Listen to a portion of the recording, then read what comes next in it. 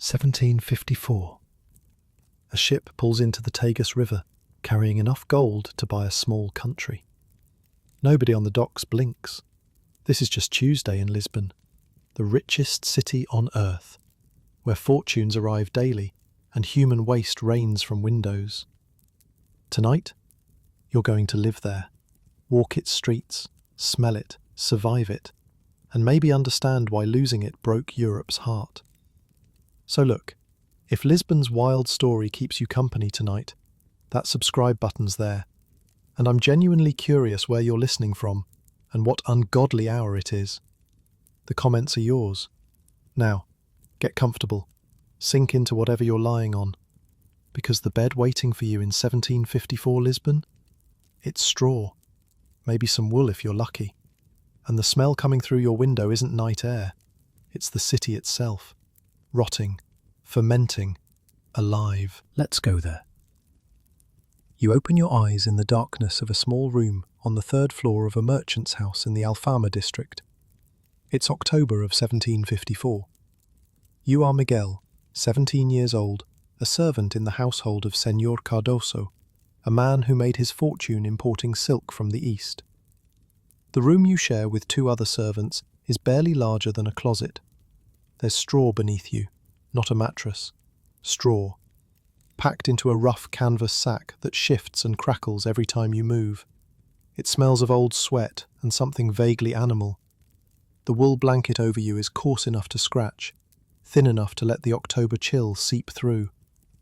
But you're used to this. You've been used to this since you were 12, when your father, a fisherman from a village north of here, sent you to the city to find work. 5 years of sleeping on straw. 5 years of waking before dawn.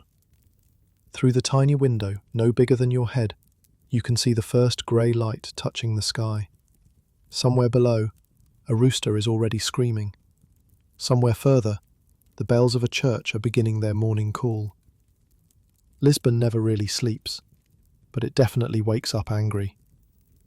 You push yourself up, careful not to disturb Pedro and João, the other servants who share this room. Pedro snores like a dying mule, has since you first met him 3 years ago. João talks in his sleep. Last night he was arguing with someone about the price of sardines. You've learned to tune them both out. The stone floor is cold under your bare feet. Even in October, even in a city known for its mild weather, the stones hold the night's chill like a grudge. You reach for your clothes, hung on a nail in the wall. A simple linen shirt, patched twice at the elbows.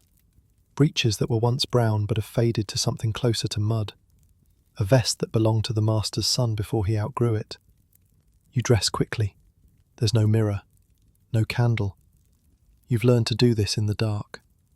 The stairs down to the kitchen are narrow and steep, worn smooth by generations of servants making this same journey. The wood creaks under your weight, a familiar song you've memorized. Third step groans. Fifth step squeaks. Seventh step is silent if you step to the left. The kitchen is already alive when you reach it. Maria, the cook, is a woman of perhaps 50 years, maybe 60. Nobody knows for certain and nobody asks. She's been with the Cardoso family since before the master was born. Some say she came with the house itself, like the foundations and the rats.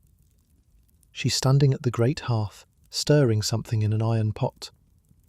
The fire throws orange light across her face, deepening the lines around her eyes, the permanent frown that seems carved into her features. "You're late," she says without looking up. "You're not late. You're never late." But Maria says this every morning. It's how she says good morning. "The water," she says. "We need water." And there it is. The first task of every day. The task that defines the rhythm of life in Lisbon more than any other. Water. See, here's the thing about Lisbon in 1754. This is one of the wealthiest cities in Europe. Maybe the wealthiest. Gold is flowing in from Brazil. Ships arrive daily from India and China and Africa, carrying spices and silk and porcelain. The king lives in a palace dripping with treasures. The churches are gilded until they glow. But running water? In your house? That's not a thing. Nobody has running water. Not the merchants, not the nobles, not even the king himself. There are public fountains scattered throughout the city, some of them ancient, dating back to when the Moors ruled here. Some of them newer, built by the current king as a gift to his people. And every morning, half the city walks to these fountains, buckets and barrels in hand, to collect what they need for the day. Unless you're rich enough to pay someone to do it for you. Which is where you come in. You grab the wooden yoke that hangs by the kitchen door, 2 buckets attached to either end. This contraption will let you carry water without destroying your arms. In theory. In practice, your shoulders still ache from yesterday, and the day before, and every day before that. The streets of the Alfama are already stirring as you step outside. Lisbon is built on 7 hills. The Alfama is one of the oldest parts of the city, a medieval maze that climbs from the riverfront up toward the castle that watches over everything. The streets here aren't really streets. They're more like suggestions. Narrow passages that twist and turn and sometimes dead end for no apparent reason. Stairs that appear out of nowhere. Archways that connect buildings across alleyways so thin you could touch both walls with your arms stretched wide. The Moors built this neighbourhood centuries ago, designing it to stay cool in summer and confusing to invaders. They succeeded on both counts. You've lived here for 5 years and you still get lost sometimes. The stones beneath your feet are worn smooth by generations of footsteps. Some of them are slick with something you'd rather not think about. The cry of "Agua vai" from above makes you jump to the side, just in time to avoid a cascade of, well, let's just say the city's waste disposal system is gravity and hope. Agua vai means water goes. It's what you shout before you empty your chamber pot out the window. The polite version of "look out below," though calling it polite is generous. The correct response is to flatten yourself against a wall and pray you moved fast enough. This morning, you did. Barely. The woman in the window above doesn't apologise. She doesn't even look down. This is just how things are. This is Lisbon. You keep walking, stepping around puddles whose contents you deliberately don't examine. The smell doesn't bother you anymore. Not really. When you first came to the city, you gagged constantly. The stench of Lisbon is famous throughout Europe. Travellers write about it in their journals. They compare it to open graves, to rotting fish, to hell itself, if hell had a sewer problem. After 5 years, you barely notice it. The fountain you're heading to is called the Chafariz del Rey, the King's Fountain. It's one of the oldest in the city, dating back at least to the 13th century. The water comes from springs somewhere in the hills, channeled down through ancient pipes that nobody fully understands anymore. You're not the first person in line. You're never the first person in line. There must be 30 people ahead of you already. Servants like yourself, mostly. A few housewives. A couple of children who should probably be in bed. One ancient man who comes here every morning and sits on the stone rim of the fountain basin, watching the water flow, never seeming to fill anything or take anything away. The sun is just starting to peek over the hills to the east, turning the sky from grey to gold. The water in the fountain catches the light. For a moment, it looks like liquid gold itself, which is fitting, really, because gold is the reason any of this exists. While you wait in line, let me tell you something about this city you're living in. Lisbon in 1754 is not just any city. It's the gateway to the world, the heart of a global empire, the place where east meets west, meets south, meets everywhere else. For the past 2 centuries, Portuguese ships have been sailing to places no European had ever seen. They rounded Africa. They reached India. They found Brazil. They touched China and Japan, and islands whose names you can barely pronounce. And everything they found, everything they took, everything they traded for, all of it flows back here, to Lisbon, to the docks along the great river Tagus that empties into the Atlantic just a few miles downstream. The numbers are almost impossible to believe. Nearly 1,000 tons of gold have arrived from Brazil in the last 50 years. Millions of carats of diamonds, enough to make the Portuguese king one of the richest men on earth, enough to fund palaces and churches and fountains, and an entire way of life built on the labour of people you'll never meet, in places you'll never see. Spices from India, pepper and cinnamon and cloves that are worth more by weight than silver. Silk from China, so fine it feels like water running through your fingers. Porcelain so delicate that a whisper might crack it.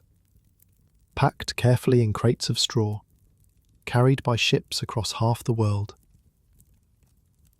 All of it passes through Lisbon. The city has become a kind of living warehouse, a marketplace where the treasures of the entire globe change hands. Dutch merchants, English traders, Italian bankers. You hear a dozen languages walking through the streets. You see faces from places you've only heard about in stories. And you, Miguel, are a servant in a merchant's house, carrying water from a public fountain, because even in the richest city on earth, the plumbing hasn't caught up with the ambition.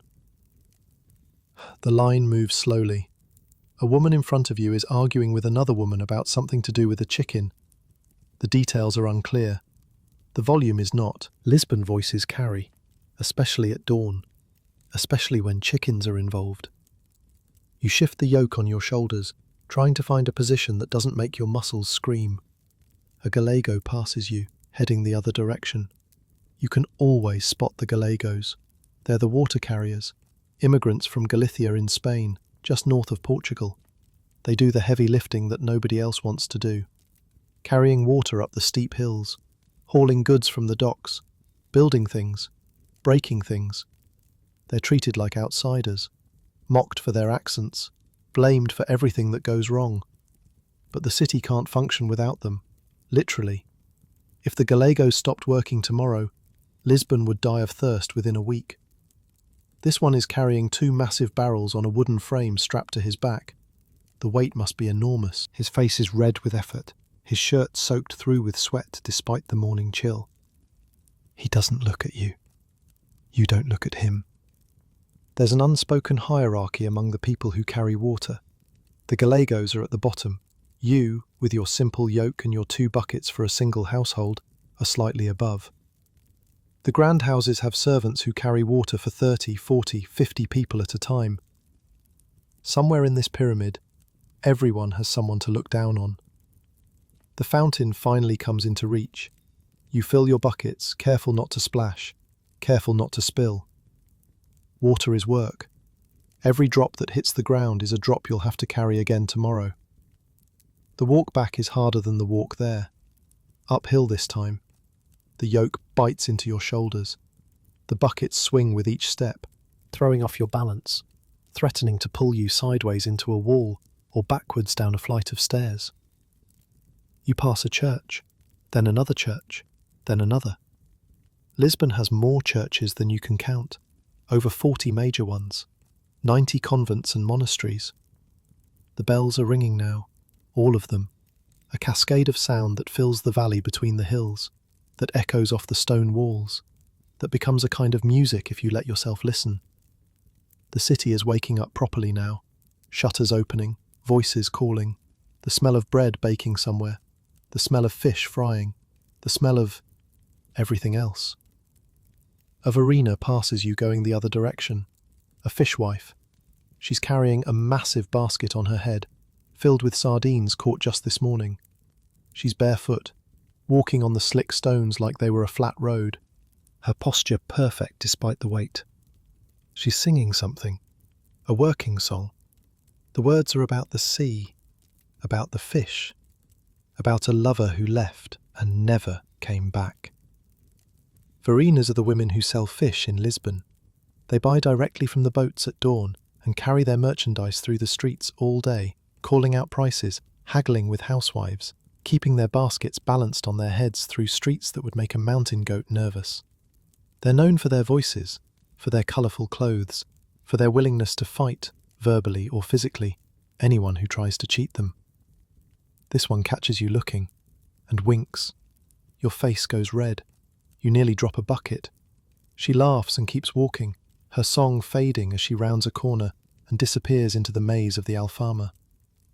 You tell yourself to focus. Water. You're carrying water. The master's household needs water.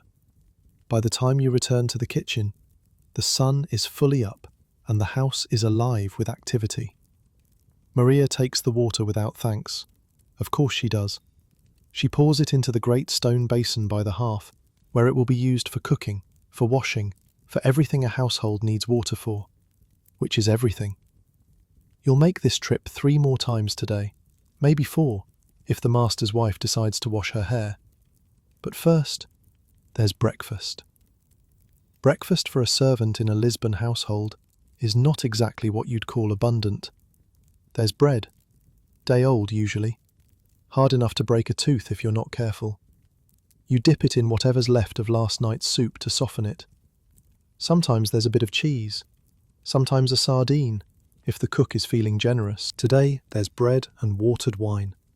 The wine is cheap, almost vinegar, but it's safer to drink than the water in most parts of the city. Even the water from the fountains is suspect after it's been sitting in a bucket for a few hours. You eat standing up, leaning against the wall of the kitchen, watching Maria prepare the master's breakfast. That's a different affair entirely.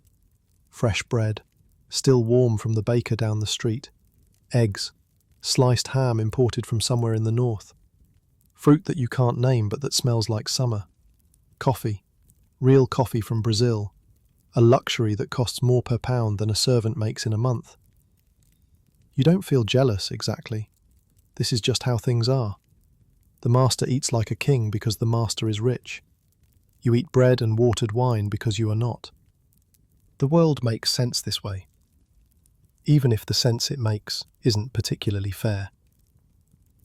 Pedro stumbles into the kitchen, still half asleep, his hair sticking up in 17 different directions. He grabs a piece of bread without asking and stuffs half of it in his mouth before Maria can object. "The master wants you," he says to you, spraying crumbs. "Upstairs, now." You swallow the last of your bread, wipe your hands on your breeches, try to make yourself look presentable, or at least not actively offensive.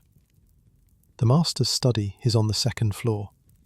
It's a room filled with things you've never been allowed to touch. Maps on the walls showing places with names you can't pronounce. A globe that sits on a wooden stand, spinning freely when you brush against it. Books, dozens of them, bound in leather, their spines marked with gold lettering in languages you can't read. Senor Cardoso is sitting behind his desk when you enter. He's a man of perhaps 45 years, with a beard that's going grey at the edges and eyes that always seem to be calculating something. He made his fortune in the silk trade, buying from Portuguese merchants in Macau and selling to aristocrats across Europe. He's not noble, not technically, but he lives like one. He dresses like one. He certainly eats like one. "Miguel," he says, not looking up from the papers on his desk, "I have an errand for you." An errand. This could mean anything. The last errand he sent you on took 3 days and involved carrying a letter to a ship captain who turned out to be in a tavern in the worst part of the city. You came back with a black eye and a newfound respect for sailors' fists. "Yes, senor. I need you to go to the Ribeira. There's a ship arriving today from Goa, the São Bento. Find the captain, a man named Fernandez. Tell him I'll meet him at the factor's house tomorrow at noon. Give him this." He holds out a sealed letter. The wax is red, stamped with the Cardoso family symbol, a design that looks vaguely like a sailing ship if you squint. "Do not lose it," the master says. "Do not open it. Do not let anyone else read it. If you fail in this, you will find yourself sleeping in the streets by nightfall. Do you understand?" You understand. You always understand. These errands are tests as much as tasks. The master is watching. The master is always watching. He started as a servant himself, they say. He knows all the tricks, all the ways a young man can fail. "Yes, senor. The Ribeira, the São Bento, Captain Fernandez, tomorrow at noon." "Go." You go. And as you walk out into the bright October morning, letter tucked carefully inside your shirt, you have no idea that you're living in the final year of Lisbon as anyone knows it. No idea that in just over 12 months, on a holy day in November, the world will shake, and the sea will rise, and the fire will consume everything you've ever known. But that's a story for later. Right now, you have an errand to run. The Ribeira is waiting. The walk from the Alfama down to the Ribeira takes about 20 minutes if you know the shortcuts. Miguel knows the shortcuts. He's been running errands through these streets since he was 12. Every crooked alley, every steep staircase, every dead end that looks like a through street but isn't. The trick is to head downhill and keep the river in sight. Eventually, gravity does most of the work. As he descends, the character of the city changes. The cramped houses of the Alfama give way to something grander, wider streets, taller buildings, shops with actual glass in the windows, displaying goods that Miguel couldn't afford in 3 lifetimes of wages. And then he rounds a corner, and there it is. The Tagus. Even after 5 years in Lisbon, the river still takes his breath away.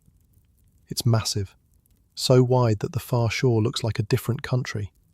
And this morning, with the sun climbing higher and the mist burning off the water, the whole thing glitters like someone scattered diamonds across it. But the river isn't what stops him. The ships do. There must be 100 of them, maybe more, anchored in the harbour, crowding the docks, their masts rising like a forest of bare winter trees. You've heard of forests of masts before, probably. It's become a cliché, the way people describe busy ports. But standing here, looking at this, Miguel understands why people say it. You could almost walk from one side of the harbour to the other, just by jumping from deck to deck. The ships aren't all the same, that's the first thing you notice. There are the big ones, the carracks and galleons that sail to India and Brazil, their hulls painted bright colours, their sails furled but massive. Then the smaller caravels, sleeker and faster, built for coastal trade. Fishing boats cluster near the shore, barely more than rowboats with nets. And scattered among them, foreign vessels, Dutch fluits and English merchantmen, their flags snapping in the breeze. The whole world, it seems, wants to be in Lisbon's harbour. The docks themselves are chaos. Beautiful, terrifying, stinking chaos. Men swarm over everything, loading, unloading, shouting in at least a dozen different languages. Miguel can pick out Portuguese, obviously, and the rough Galician of the labourers. But there's also Dutch, which sounds like someone clearing their throat. English, flat and nasal. Italian, musical even when the speaker is angry. And other languages he can't identify at all. African tongues and something that might be Arabic, all mixing together into a wall of sound. The smell is incredible, and not in a good way. The docks combine the worst of Lisbon's normal stench with the added bonus of rotting fish, tar, sweat from 1,000 unwashed bodies, and the particular funk of cargo that's been sitting in a ship's hold for months. Spices cut through occasionally, the sharp sweetness of cinnamon or the bite of pepper, but mostly it's just human. The smell of too many people doing too much work in too small a space. Miguel weaves through the crowd, clutching Senor Cardoso's letter inside his shirt. Getting pickpocketed here would be easy. The docks are full of people who make their living by taking things from people who aren't paying attention. He's paying attention. A Gallego brushes past him, carrying what looks like half a tree on his back. The man's face is bright red, his neck corded with strain, but he moves with a kind of grim efficiency. No wasted motion, no stopping to rest, just one foot in front of the other, over and over, until the job is done. The Gallegos do work that would kill most men, carrying water up hills so steep that donkeys refuse to climb them, loading and unloading cargo that weighs more than they do, building things, breaking things, hauling things. The city runs on their backs, literally, and pays them almost nothing for the privilege. They come from Galicia, in northwestern Spain, just across the border. The land there is divided into tiny farms, too small to feed a family, too poor to offer any future. So the young men leave. They walk south, cross into Portugal, and end up here, in Lisbon, doing the jobs nobody else will do. They speak their own language among themselves. It sounds like Portuguese if you don't listen too closely, close enough to understand most of it, but with a different music, a different rhythm. The Portuguese look down on them, call them names, blame them when things go wrong, and then hire them anyway, because who else is going to carry all this weight? Miguel watches a group of them unloading barrels from a cart. Their movements are synchronized, practiced. One man lifts, another guides, a third stacks. They don't speak. They don't need to. After years of this work, their bodies know what to do. One of them catches Miguel looking. For a moment, their eyes meet. Two young men, both far from home, both doing work that grinds down the body one day at a time. The Gallego nods, almost imperceptibly. Miguel nods back. Then the moment passes, and they both return to their tasks. Miguel finds the harbour master's station, a wooden shack near the edge of the main dock. A bored-looking clerk sits inside, scratching something in a massive leather-bound book. "I'm looking for the São Bento," Miguel says. "Arriving from Goa, Captain Fernandez." The clerk doesn't look up. "Goa ships dock at Pier 7, down there." He waves vaguely toward the end of the harbour. Pier 7 is packed. Of course it is. A ship from Goa isn't just any ship. It's carrying spices. And spices, in 1754, are worth more by weight than gold. People tend to forget this now. Pepper is cheap. Cinnamon is something you sprinkle on toast. But back then, getting spices from the places where they grow to the places where people want them involved sailing halfway around the world, through waters full of pirates and storms and 100 other ways to die. Most ships that left for India didn't come back. The ones that did return carried fortunes in their holds. A single successful voyage to Goa could make a man rich for life. A single shipwreck could bankrupt a family for generations. Portugal figured this out before anyone else. For nearly 2 centuries they've controlled the spice trade. Ships leave Lisbon, sail around Africa, reach Goa on India's western coast. They buy pepper and cinnamon and cloves from local merchants, load it all into their holds, and sail back. If they survive the journey, they sell their cargo in Lisbon for 10, 20, sometimes 50 times what they paid for it. The markup is almost criminal. But when you're the only game in town, you get to set the prices. It's the first truly global economy, and Lisbon sits at the centre of it like a spider in a web, pulling wealth from every corner of the known world. But spices are just part of the story. While Miguel pushes through the crowd toward Pier 7, let me tell you about the 5 things that made this city the richest on earth. First, the spices. We covered that. Pepper, cinnamon, cloves, all flowing through Goa and into Lisbon's warehouses. Portugal held the keys to the east when everyone else was still figuring out which way to sail. Second, the silk and porcelain from China. Through the port of Macau, Portuguese traders had a near monopoly on what people called white gold, those delicate Chinese cups and plates that every aristocratic house in Europe wanted on their tables. Every noble in Paris, every merchant in London, every prince in Germany, they all bought their porcelain through Lisbon. The markup was obscene. Third, the African trade. Portugal controlled ports in Angola and Mozambique, on opposite coasts of the continent. This gave them dominance over the Atlantic trade winds. They funneled ivory, rare woods and gold into Lisbon's coffers, and other things too. Human cargo. Enslaved people by the thousands, shipped across the Atlantic to work the sugar plantations of Brazil. This part of the wealth doesn't glitter. It's built on chains and suffering and blood. But it's part of the story, whether we like it or not. Fourth, and this is the big one, the Brazilian gold. In 1695, someone found massive gold deposits in a region of Brazil called Minas Gerais. The name means general mines. and that turned out to be an understatement.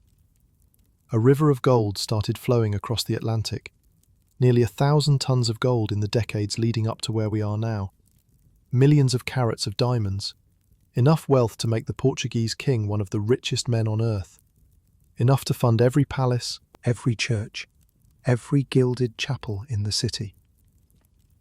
When people talk about Lisbon's golden age, they mean it literally. The gold was real.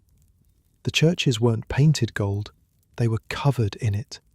Actual gold leaf, applied by the square foot until the interiors glowed.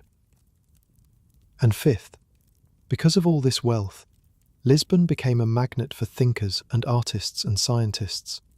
The king invested in prestige. He built the most advanced aqueduct system in Europe. He gathered secret collections of nautical maps, the roteiros, charts showing the hidden routes to India and Brazil and the Spice Islands. These maps were the nuclear codes of their era. Countries would spy and kill and bribe to get their hands on them. Portugal guarded them, like the treasures they were. By 1750, Lisbon was the world's primary warehouse, its wealthiest creditor, the city where everything valuable passed through on its way somewhere else. And Miguel, carrying a letter for a silk merchant, is walking through the middle of it. He finds Pier 7. The São Bento is there, looking tired from its long journey. The paint on its hull is faded and salt-stained. The sails are patched in several places. But the armed guards standing at the gangplank tell you everything you need to know about what's in that hold. Nobody guards garbage. Miguel approaches carefully. The guards are big men, weathered by sun and sea, with the kind of faces that suggest they've seen violence and didn't mind it. "I have a message for Captain Fernandez," Miguel says, trying to sound more confident than he feels. "From Señor Cardoso." One of the guards looks him over, takes in the patched shirt, the muddy breeches, the vest that clearly used to belong to someone else.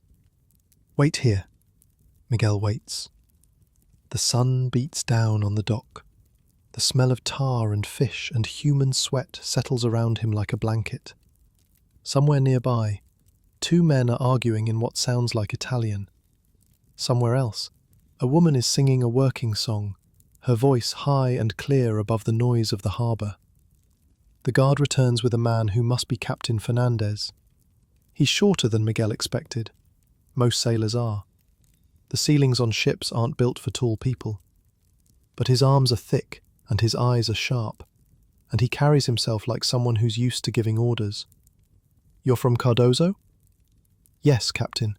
He asked me to give you this." Miguel produces the letter from inside his shirt. "He'll meet you at the factor's house tomorrow at noon." Fernandez takes the letter, turns it over, examines the wax seal. Then, to Miguel's relief, nods. "Tell your master I'll be there, and tell him the cargo is better than expected. The pepper prices in Goa were favourable." Miguel has no idea what that means. He doesn't care. The message is delivered. His job is done. "Yes, Captain. Thank you, Captain." He backs away, turns, and starts the long walk back through the docks. The journey home takes him past the Ribeira itself, the royal waterfront, the palace. He's never been inside, obviously. Servants don't enter palaces unless they're palace servants. But he's seen it from the outside, and even that is enough to stop him in his tracks every time. The Ribeira Palace is not one building. It's a whole complex of buildings, sprawling along the waterfront, white walls gleaming in the sun. It's been the home of Portuguese kings for 250 years. If you want to understand what Portuguese power looks like, this is it. The towers rise above the waterfront. The windows catch the light. Guards stand at attention near the gates, their uniforms crisp despite the heat. Somewhere inside, officials are meeting about matters of state, trade agreements, military alliances, the price of pepper in Amsterdam. And right outside, maybe 50 feet from those pristine white walls, a man is urinating against a building while two dogs fight over a fish head. That's Lisbon for you. The palace and the piss, the gold and the garbage. They exist side by side, always, everywhere. Inside those walls, Miguel knows, there's a library with 70,000 books. There are paintings by masters whose names he can barely pronounce. Titian, Rubens, Correggio. There are the archives of the Age of Discovery, maps showing routes to places that most Europeans can't even imagine. And there are the clerks, the administrators, the bureaucrats who track every grain of pepper, every bar of gold, every bolt of silk that passes through this city. The palace isn't just a home for the king, it's the brain of an empire that stretches from South America to Indonesia. The king himself, João V, spent money here like water, like air, like something that would never run out. He didn't just want to be a king, he wanted to be the most Catholic king, the most apostolic. He paid the Pope for special titles. He turned the royal chapel into a cave of gold and silver, every surface shimmering, every candelabra worth more than a peasant family would earn in a dozen generations. He died 4 years ago. His son, Jose, rules now. Quieter, more reserved, less interested in Baroque excess and more interested in practical matters like trade and defence. But the palace remains, the gold remains, the empire keeps grinding forward, ships arriving and departing, wealth flowing in like water. Miguel stops at a fountain to drink. The water is cold and clean, and for a moment, standing in the shadow of the Ribeira Palace with the river spreading out before him, he feels something close to wonder. This city, this impossible, stinking, beautiful city, where gold and garbage flow in the same streets, where you can see the treasures of a dozen civilizations and step in human waste on the same block. He doesn't belong here. Not really. He's a fisherman's son from a village up the coast. And someday, maybe, he'll go back there, marry a local girl, have children who've never seen a galleon, or smelled cinnamon, or dodged the contents of a chamber pot. But not yet. For now, he lives in Lisbon.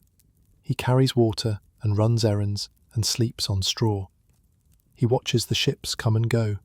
He sees the Varinas with their baskets of fish, and the Gallegos with their impossible burdens, and the merchants in their fine clothes. And he thinks, this is the centre of the world. He doesn't know it's all going to end. He doesn't know about the fault line running beneath his feet, the pressure building in the earth for centuries, the disaster coiling like a spring, waiting for the day it will release. He doesn't know that the palace behind him will vanish completely, that the library with its 70,000 books will burn, that the maps and the paintings and the gold will become ash and rubble.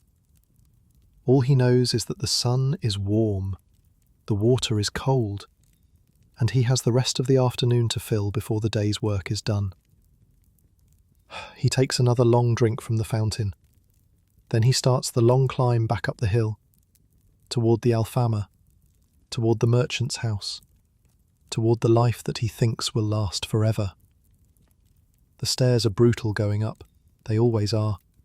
His legs burn by the 3rd flight, his lungs by the 5th. The morning's water carrying hasn't helped. His shoulders still ache from the yoke, but the view, as he climbs, keeps getting better. The harbour spreads out below him, the forest of masts, the coloured sails, the tiny figures of dock workers moving cargo like ants. Beyond them, the Tagus, wide and blue and shimmering, and beyond that, the sea, the Atlantic, the road to everywhere. A Varina passes him on the stairs, heading down with an empty basket. Her work for the morning is done, fish sold, pockets a little heavier. She's singing to herself, not the working song from before, something softer, a love song maybe, or a lullaby. Miguel presses himself against the wall to let her pass. The staircase is narrow, their shoulders nearly touch. She smells like fish and salt and something else. Flowers maybe. Some women wear sachets of dried lavender to mask the working smells. This one apparently does. Long climb, she says, not quite looking at him. Always is. She laughs, a real laugh, not mocking. Gets easier, eventually. Does it? No, she grins. I lied. It never gets easier. You just get stronger. And then she's past him, moving down the stairs with the easy grace of someone who's done this 1,000 times before, her empty basket swinging on her hip. Miguel watches her go for a moment longer than he should. Then he turns and keeps climbing. The Alfama swallows him back up. The narrow streets, the overhanging balconies, the smell of cooking and laundry and less pleasant things. Someone's grandmother is yelling at someone's child. A cat watches from a windowsill, judging everyone equally. Home, or close enough. He reaches the Cardoso house as the bells are ringing noon. Maria looks up when he enters the kitchen, notes that he's not dead or robbed, and returns to her work without comment. The message was delivered, Miguel tells her. Good. Captain Fernandez said the cargo was better than expected. None of my business. And that's that. Miguel grabs a piece of bread from the table, his third meal of the day, or second, depending on how you count. The cook watches him eat with the particular expression of someone who knows exactly how much food is supposed to be in the pantry at any given time. He eats quickly. There's more water to carry this afternoon. There's always more water to carry. But for now, just for a moment, he lets himself think about the harbour, the ships, the impossible wealth flowing into this city from every corner of the earth. And he thinks about the Verena on the stairs, her laugh, her lie about climbing getting easier. Some things, he decides, are worth the climb. The afternoon starts with more water. It always starts with more water. 2 more trips to the fountain and back. The yoke cutting into his shoulders, the buckets swinging, the stairs punishing his legs on the way up and threatening to kill him on the way down. By the 3rd trip, Miguel's arms are trembling and his back feels like someone's been hitting it with a plank. But he doesn't complain. Servants who complain become former servants. Former servants sleep in the streets. He's just returned from the 3rd trip, dumping his buckets into the kitchen basin, when Maria jerks her chin toward the door. Senora wants you. The master's wife. This is unusual. Senora Cardoso barely acknowledges Miguel's existence most days. When she does speak to him, it's usually to criticize something. The way he walks too loudly on the stairs, the way he drips water on the floor, the way he exists, generally. He finds her in the front parlour, a room he's only seen through half-open doors. It's full of things that could pay his wages for a year. Chairs with embroidered cushions, a mirror in a gilded frame, a carpet that probably cost more than his family's entire village. Senora Cardoso is a thin woman with sharp features and sharper eyes. She's dressed in black, as she always is. Mourning clothes. Her only son died of fever 3 years ago, and she's been wearing black ever since. Miguel suspects she'll wear it until she dies too. You! She doesn't bother with his name. Take this to the Carmo Convent. Give it to Sister Inez. Tell her it's from me. Wait for a reply. She holds out a small wooden box, about the size of 2 fists pressed together. It's wrapped in cloth and sealed with wax. Yes, Signora. Don't drop it. Don't open it. Don't let anyone steal it. Yes, Signora. Go. Miguel goes. The Carmo Convent sits on a hill overlooking the Rossio, the main square of the city. To get there from the Cardoso house means walking through the heart of Lisbon, through the churches. God, the churches. If you've never been to Lisbon in the 1750s, you can't really understand how many churches there are. More than 40 major ones, 90 convents and monasteries, plus dozens of smaller chapels, shrines, oratories, and hermitages scattered through every neighbourhood. You literally cannot walk 100 paces in this city without passing something dedicated to God. The bells are constant, morning, noon, evening, calling people to prayer, announcing deaths, celebrating feast days, warning of fires. If Lisbon has a heartbeat, it's made of bronze and rings from bell towers. Miguel walks through this forest of faith with the Señora's box tucked under his arm. He passes the church of São Domingos, the church of Santa Justa, a chapel dedicated to some saint whose name he can't pronounce. Each one has its own character. Some are simple, whitewashed, almost humble. Others are dripping with gold leaf, their interiors so bright they hurt to look at. The smell of incense follows him. It's everywhere in Lisbon, that heavy, sweet smoke. Churches burn it constantly, masking the other smells of the city, or trying to. The incense mixes with the cooking fires and the horse dung and the ever-present stink of waste, creating a smell that's uniquely Lisbon, holy and foul at the same time. He passes a funeral procession, a coffin carried by 4 men, followed by mourners in black, followed by a priest swinging a censer. The incense rises in thick white clouds. The mourners wail in that particular way the Portuguese have, somewhere between singing and screaming. Death is public here. Births are private, but death is a parade. The body travels through the streets, visited by the whole neighbourhood, before finally being laid to rest. Everyone will know when you die. Everyone will watch you go. The gold comes from Brazil. Miguel knows this. Everyone knows this. The churches of Lisbon are gilded with the wealth of a continent 3,000 miles away. Miners dig gold from the earth. Ships carry it across the ocean. And then it gets melted down, beaten thin, and stuck onto church walls, so that when the candles are lit, the whole building glows like it's on fire from the inside. Pepper pays for monasteries. Gold pays for churches. The entire religious infrastructure of Portugal runs on the fruits of empire. Take the Jerónimos monastery, down by the water in Belém. Miguel's never been inside, but he's heard about it. Built 200 years ago, paid for by the pepper tax. 5% of everything that came in from India went to fund that one building. 5% of every grain of pepper, every stick of cinnamon, every clove that crossed the ocean. Sailors pray there before they leave on voyages that might last 3 years. The lucky ones come back and pray again, giving thanks for their survival. The unlucky ones don't come back at all, and their families light candles in their memory, paid for with spices from the lands where their sons and husbands died. There's something almost funny about it, if you think about it the right way. A monastery funded by pepper, a church decorated with gold dug up by enslaved men in Brazil. The whole system of faith and wealth and suffering, all tangled together until you can't tell where one ends and the other begins. But Miguel doesn't think about it the right way. He doesn't think about it much at all. He just walks through the churches, past the beggars at their doors, past the priests in their black robes, past the women going in for afternoon confession. Confession. Now there's a system. You sin, you confess. The priest assigns penance. You do the penance. God forgives you.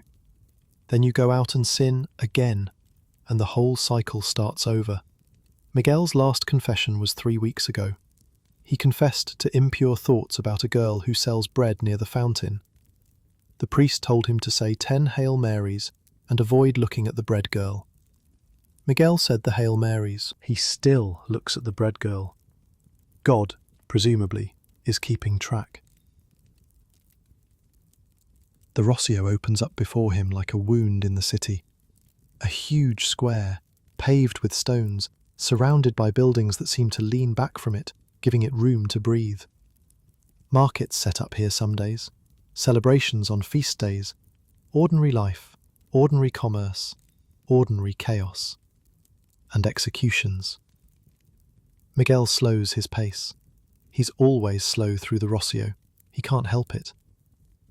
The Inquisition has its headquarters here. A building that looks almost ordinary from the outside. Just another palace, really. Stone and windows and a heavy wooden door. But everyone knows what happens inside. Portugal is a Catholic country, has been for centuries, and the Catholic Church, in its infinite wisdom, has decided that faith must be enforced, not just encouraged, enforced. The Inquisition has been active here for over 200 years. It hunts heretics. People who believe the wrong things. People who practice the wrong religion. People who read the wrong books or say the wrong words or love the wrong people. Mostly, it hunts Jews, or rather, it hunts people whose great-great-grandparents were Jews. Families that converted to Christianity generations ago under pressure or threat or force. New Christians, they're called, as if the conversion didn't really count, as if the faith of their parents and grandparents somehow seeped into their blood, like a stain that couldn't be washed out. The Inquisition watches these families, looks for signs. Are they avoiding pork? Lighting candles on Friday nights? Celebrating holidays that aren't on the Catholic calendar? Any of these could be evidence of secret Judaism. Any of these could get you arrested. And then, the Auto da F&eacute. Miguel was 11 when he saw one. His master at the time, a different master, had thought it would be educational, a lesson in what happens to those who stray from the true faith. He still has nightmares about it sometimes. The day started festive, almost. People lined the streets early, claiming good spots, bringing food. Vendors sold drinks and sweets. Children sat on their father's shoulders. You'd have thought it was a holiday, which in a way it was. The Auto da F&eacute was a holy day, a celebration of faith. The church said so. The condemned, maybe 20 of them, marched through the streets wearing yellow tunics with red crosses painted on them. Sanbenitos, they're called. Some of the tunics had flames painted on them too, pointing upward. That meant the wearer was going to die. Some had flames pointing downward.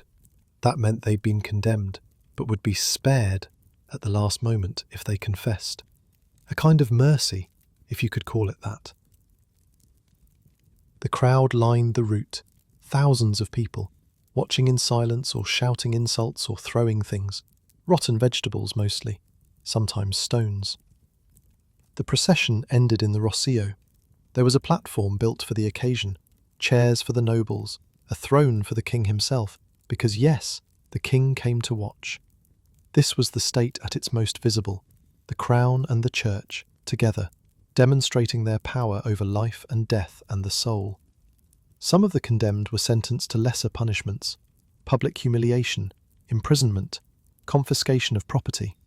These were the lucky ones, if you could use that word. Others were handed over to the secular authorities for relaxation. That's what they called it, relaxation. The church couldn't execute anyone directly. That would be unchristian. So they handed the condemned to the state, which did the actual killing. A legal fiction, a way to keep blood off holy hands. Miguel watched a man burn that day. He doesn't remember the man's crime. He doesn't remember the man's name. He remembers the sound the crowd made. He remembers the smell. Burning flesh smells like pork, people say. They're right. It does. He remembers the way the flames seemed to hesitate at first, as if they were deciding whether to be merciful. They weren't. He walks through the Rossio now with his eyes down, past the spot where the platform stood, past the building where the Inquisitors work, past the ordinary-looking palace with its heavy wooden door. Some cities are beautiful and terrible at the same time. Lisbon is one of them. The gold and the horror. The churches and the burnings. The prayers and the screams. All of it layered on top of each other, pressed together until you can't separate them anymore. The Carmo Convent rises above the square, its Gothic towers stretching toward heaven like stone fingers. It's the tallest thing in this part of the city. You can see it from almost anywhere in Lisbon, a landmark, a beacon. Inside, it holds one of the finest libraries in Portugal. Thousands of books, ancient manuscripts, illuminated texts that monks spent years copying by candlelight. Miguel will never read any of them. He can barely read at all, just enough to recognize his own name and sound out simple words. The library is another world, separated from his by barriers more solid than stone. He approaches the main entrance and shows the box to the nun at the gate. She's young, maybe his own age, with a pale face framed by her white wimple. Her eyes flick to the box, then to Miguel, then to the box again. From Senora Cardoso, for Sister Ines. The young nun nods and disappears inside. Miguel waits in the courtyard. It's peaceful here, quiet. The sounds of the city fade to a murmur, blocked by thick walls designed as much for silence as for safety. Convents are strange places. Women come here to escape the world. Some of them choose it. Some of them are put here by families who can't afford dowries or don't want another daughter to feed. They pray and work and pray again. They never leave. The walls that keep the world out also keep them in. A fountain burbles in the centre of the courtyard. Miguel's instinct is to note its flow, estimate how many buckets he could fill from it in an hour. Professional habit. Water is always work. He wonders what the nuns think about, locked away in here. Do they miss the streets, the chaos, the smells? Or are they grateful to be free of it all? He'll never know. He'll never ask. The gap between a servant and a nun is as wide as the ocean. Another nun appears after a few minutes, older, stooped, her face lined with years of prayer and fasting. Her hands shake slightly as she takes a step toward him. "You're from the Cardoso house?" "Yes, sister." "Tell your mistress that I received her gift.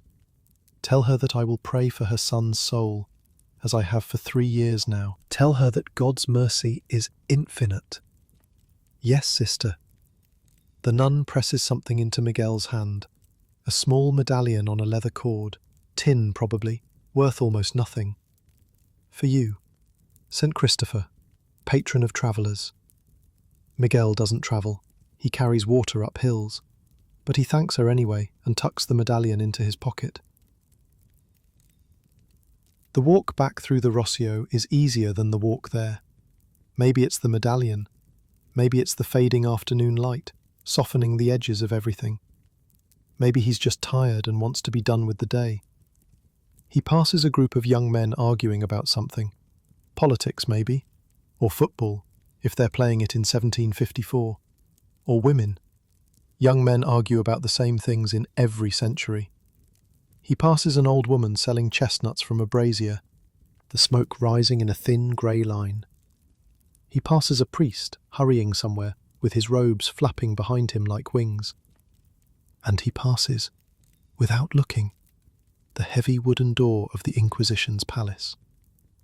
Behind that door, somewhere in the darkness, men are deciding who lives and who dies based on what they believe, or what their grandparents believed, or what they might be suspected of believing. The Enlightenment is happening in Paris right now. Philosophers are writing about reason and freedom and the rights of man. New ideas are spreading through the coffee houses of Europe like fire through dry grass. But Lisbon isn't listening. Lisbon is still burning people who light candles on the wrong night. Miguel doesn't know about the Enlightenment. He's never heard of Voltaire or Rousseau. He can't read their books. He wouldn't understand them if he could. All he knows is that the Rossio frightens him for reasons he can't quite name, and that he walks faster when he crosses it, and that tonight he'll sleep on straw in a servant's room, and tomorrow he'll carry water again, and the day after that, and the day after that. The bells ring vespers as he reaches the Cardoso house. Evening prayer. The sound echoes across the rooftops, bouncing from tower to tower, filling the air with bronze. Maria looks up when he enters the kitchen. "Delivered?" "Yes. Sister Inez sends her prayers." "That's something, I suppose." Maria stirs something in her pot. The smell is cabbage and onions, and something that might be salt pork if they're lucky. The Signora's been lighting candles for that boy every day for 3 years, paying nuns to pray for his soul, giving alms to every beggar in the parish. "Does it help?" Maria shrugs. "Helps the nuns, I suppose. Helps the beggars." She tastes her spoon, frowns, adds something from a jar. Whether it helps the boy, only God knows, and he's not telling. Miguel finds a corner and sits. His legs are done. His arms are done. His back aches in places he didn't know could ache. The medallion in his pocket presses against his thigh, a small weight, almost nothing. St. Christopher, patron of travellers.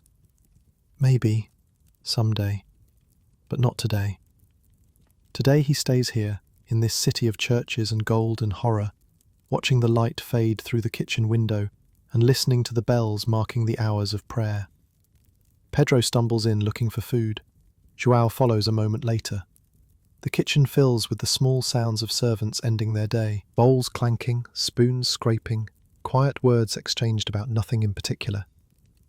Outside, somewhere in the Rossio, the Inquisitors are finishing their work for the day, reviewing denunciations, planning investigations, deciding whose faith is pure enough to save and whose isn't.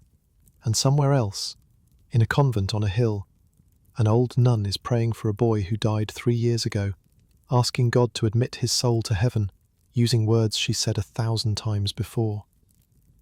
The sun sets over the Tagus, the first stars appear, and Lisbon settles into the uneasy darkness that comes before the night truly begins. Supper is cabbage soup with a chunk of salt pork floating in it.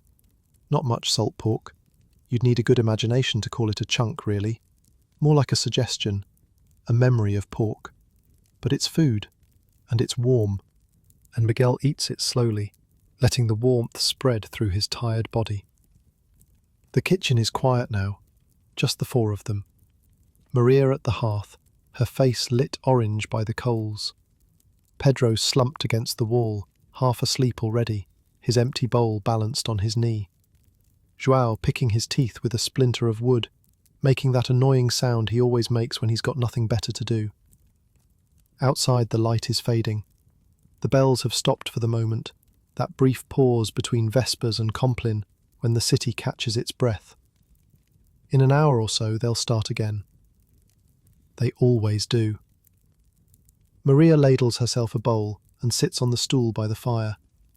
She's old enough to earn a seat. The rest of them stand or squat or lean.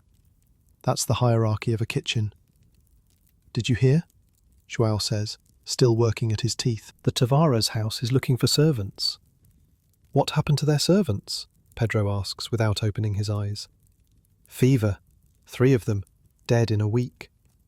This gets a murmur from the room. Fever is always looking for servants. Fever doesn't care if you're rich or poor, master or slave. It takes who it takes. "Good house?" Miguel asks.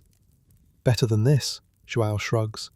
"Bigger, more servants, more food probably." "More work," Maria says.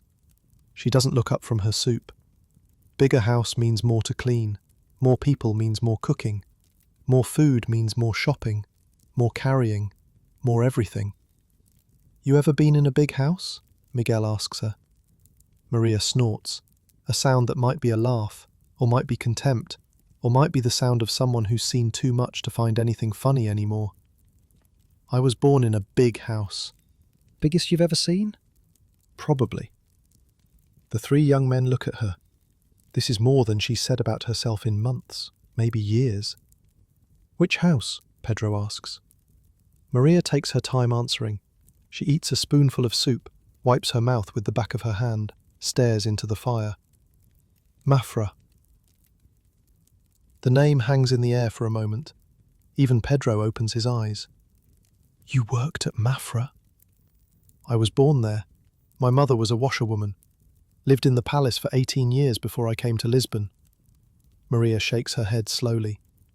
"You've never seen anything like it. Nobody's seen anything like it. The king wanted the biggest palace in Europe, maybe the world, and he got it." Miguel has heard of Mafra. Everyone in Portugal has heard of Mafra. It's about 20 miles north of Lisbon, a royal palace and monastery built by the old king, João V, but he's never met anyone who actually lived there. "What's it like?" he asks. Maria sets down her bowl. The fire crackles. Somewhere outside a dog is barking. "You know how the king started building it?" They shake their heads. "He made a promise to God. His wife, the queen, she wasn't getting pregnant. Years went by. No heir. The king was getting desperate. So he made a vow. If God would give him a child, he'd build a monastery. A small one, modest, for 13 friars." She laughs. A dry sound like dead leaves. 13 friars. That's what he promised. A little convent in the countryside. Nothing fancy. Just a way to say thank you to God for giving him an heir. What happened? João asks. What do you think happened? The Queen got pregnant, had a daughter, Princess Maria Barbara, and the king decided that 13 friars wasn't enough, wasn't grand enough, wasn't worthy of a king who was going to rival Louis of France. Maria picks up her bowl again, takes another slow sip. By the time they finished, it wasn't a convent anymore. It was a palace. The biggest Baroque palace in Portugal.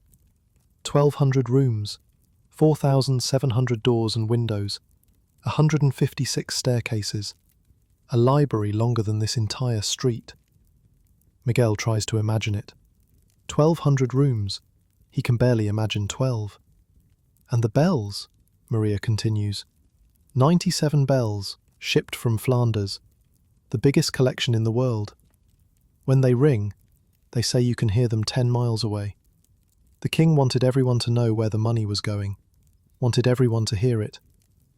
How many people worked on it? Pedro asks. At the peak? 15,000, maybe more. Some say 25,000 at the busiest times, and 6,000 soldiers. Soldiers? Maria nods grimly. To keep the workers there. Most of them didn't want to be building some palace in the middle of nowhere. They were peasants, labourers, craftsmen, conscripted, taken from their families, put to work.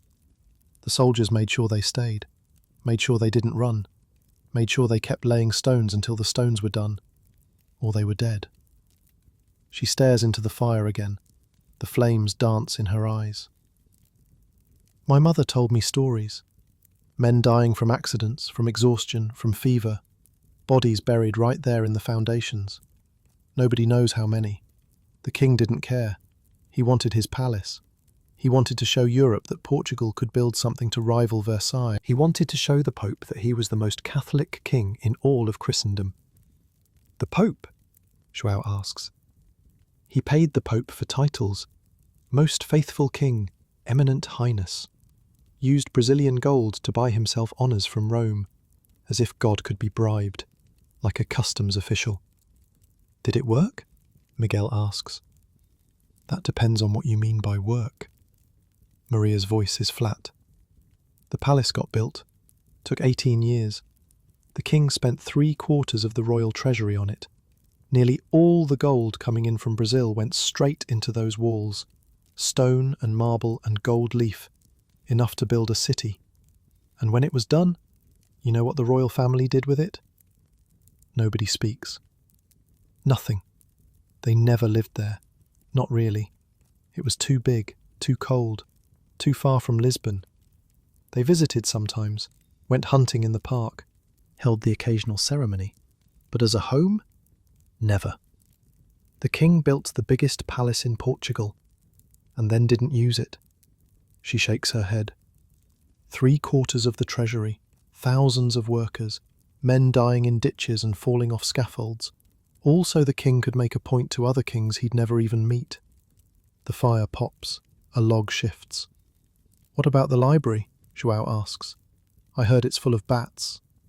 For the first time tonight, Maria almost smiles. Bats. Yes, they keep bats in the library. Little ones, not bigger than your thumb. They live behind the bookshelves during the day. At night, they fly around and eat the bugs that would otherwise eat the books. Bookworms, moths, things that love to chew on paper and leather. That's, Pedro frowns, that's actually clever. It is clever. It works too. The books have survived for decades because of those bats. 36,000 volumes, some of them older than Portugal itself. Handwritten manuscripts, maps, scientific texts from all over Europe. But every morning, someone has to clean up the bat droppings before the library opens. Marble floors, covered in bat shit. And some poor servant, probably a girl like my mother, on her hands and knees with a bucket and rag. So the books are saved by the bats, João says slowly, and the bats are cleaned up by the servants. And the servants get nothing for it, not even thanks. That's how it works. That's always how it works. Maria finishes her soup, sets the bowl aside, looks at each of them in turn. That's what a big house means. More gold on the walls, more marble on the floors, and more servants cleaning up after the people who never have to clean up after themselves. The kitchen falls quiet. Even the dog outside has stopped barking. Miguel thinks about the Ribeira Palace, the one he passed today, the one where the king's son lives now, Jose I. How many rooms does that one have? How many servants? How many people scrubbing floors and carrying water and emptying chamber pots so that the royal family can live like gods? The old king, he says. João, what was he like? Maria considers this for a long moment. I only saw him once. I was maybe 10. He came to inspect something at Mafra, walked right past me in a corridor. He was fat. That's what I remember most. Fat and slow and dripping with gold. Rings on every finger, chains around his neck. A cape that probably weighed more than I did. She pauses. He had this look on his face, like he owned everything. Not just the palace, not just Portugal. Everything. The walls, the floors, the air, me. Like we were all just things that belonged to him. Furniture that moved. He's dead now, Pedro says. 4 years. He's dead now, Maria agrees. And the new king lives in tents. What? Jose, the new one. You haven't heard? Maria allows herself a small, bitter smile. He's afraid of buildings, afraid the walls will fall on him. So he lives in a complex of tents outside the palace.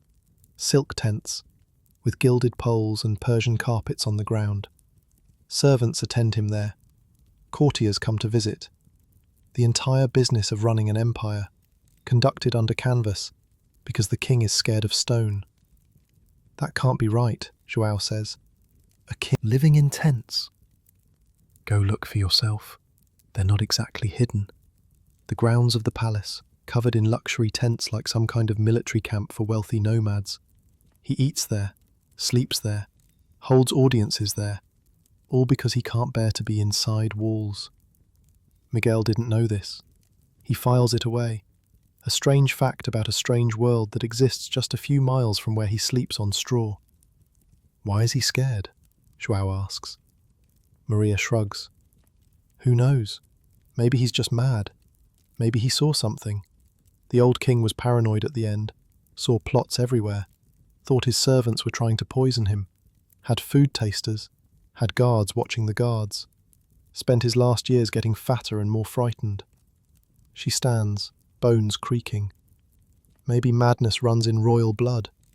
Maybe that's what too much gold does to a person. Rots something in the head. She takes her bowl to the basin, washes it slowly, carefully. My mother used to say that servants know everything.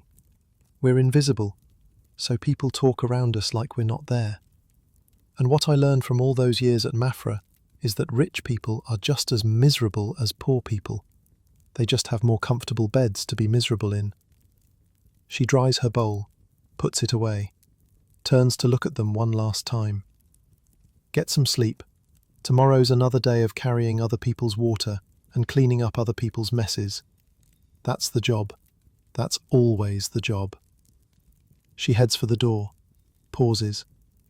And Miguel, that errand you ran today, to the ship, that's the kind of errand that can change a young man's life, if he's smart about it. Captains remember useful servants. Merchants remember reliable ones. Keep your eyes open, keep your mouth shut. And maybe, someday, you carry water for your own house instead of someone else's. Then she's gone, her footsteps fading up the stairs. The 3 young men sit in the dying firelight for a while longer. The flames have burned down to embers now. The kitchen is full of shadows. 1,200 rooms, Pedro mutters. That's mad. What would you even do with 1,200 rooms? João asks. Miguel doesn't answer. He's thinking about what Maria said, about captains and merchants. about keeping his eyes open and his mouth shut, about the errand today, the letter to the ship, the cargo from Goa. The pepper prices were favourable, the captain said. Miguel doesn't know what that means exactly, but he files it away too. One more piece of information. One more thing he understands about how this city works. The fire dies down to coals. The darkness thickens. Somewhere in the city, a bell begins to toll. Compline, the last prayer of the day. One day closer to the grave, as the priests like to say. One day closer to judgment. We should sleep, Pedro says, but he doesn't move. None of them do. There's something about the dying fire that holds them here, something about Maria's stories, something about all that gold and all that misery, existing side by side in the same country, the same city, the same century. In a minute, João says. He stopped picking his teeth. He's staring at the coals too. Outside, someone is singing. A woman's voice, faint, carried on the night air. One of those old songs that people sing when they think no one's listening, sad and sweet and far away. Miguel looks at the dying fire, thinks about the old king, fat and slow and covered in gold, walking through a palace he built to impress people who never saw it. Thinks about the new king, living in tents because he's afraid of walls. Thinks about Maria, born in a palace, scrubbing batshit off marble floors because someone had to, and it wasn't going to be anyone who mattered. And thinks about himself. 17 years old. A fisherman's son from a village up the coast, sleeping on straw in a merchant's house, carrying water and running errands and eating cabbage soup. What does it mean? All this wealth? All this gold flowing in from Brazil? All these spices coming from India? All this silk and porcelain and ivory passing through the docks? What does it mean that Portugal controls half the known world, and Miguel still sleeps on straw? He thinks about the numbers Maria mentioned. 1,200 rooms, 97 bells, 15,000 workers, 6,000 soldiers just to keep people building. All that effort, all that gold, all those lives, for a palace nobody uses. Meanwhile, Miguel carries water up hills for a wage that barely covers his food. Meanwhile, the Gallegos haul loads that would break a donkey for even less. Meanwhile, half the city throws its waste into the streets and hopes the rain will wash it away. The gold exists. It's real. You can see it on the churches, in the palace, in the rings on fat fingers and the chains around fat necks. But somehow, it doesn't trickle down. Somehow the gold stays up there, with the kings and nobles and merchants, while the rest of the world keeps carrying water. He doesn't have an answer. He's not sure there is one. The bell keeps tolling. The coals fade from orange to grey. Pedro finally pushes himself up from the floor. Coming! Miguel nods. João follows. They climb the narrow stairs in silence. The house is quiet. The master and mistress are in their chambers, doing whatever masters and mistresses do when the servants can't see them. The other servants have already gone to bed. The room they share is cold. The straw mattresses are thin. The wool blankets scratch. But it's better than Mafra, Miguel thinks. Better than building a palace for a king who won't use it. Better than being conscripted and guarded by soldiers and buried in foundations when you die. He lies down on his mattress, pulls the blanket over himself, stares at the ceiling he can barely see in the darkness. The straw crinkles beneath him. The blanket smells of wool and old sweat. Through the tiny window, he can see a single star. Tomorrow he'll wake before dawn. He'll carry water. He'll run errands. He'll eat bread and cabbage soup and maybe, if he's lucky, a bit of fish. He'll watch the sun rise over the Tagus and set behind the hills. And the day after that will be the same. And the day after that.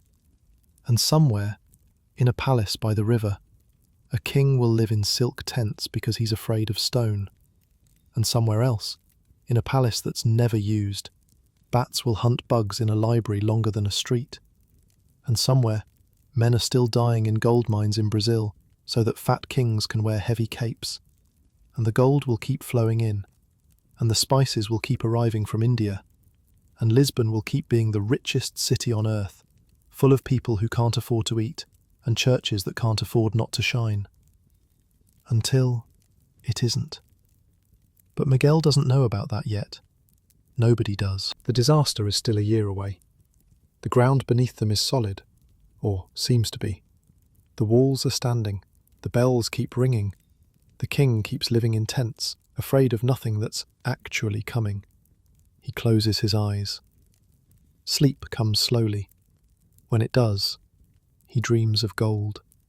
Mountains of it, rivers of it, more gold than anyone could ever spend, more than anyone could ever need, piled up in rooms that no one ever enters. And somewhere in the dream, a fat man walks through corridors that go on forever, wearing a cape heavier than a child, looking for something he can't name, in a palace he built for himself and never called home. 3 days pass, or 4. Miguel loses count. That's how time works when you're a servant.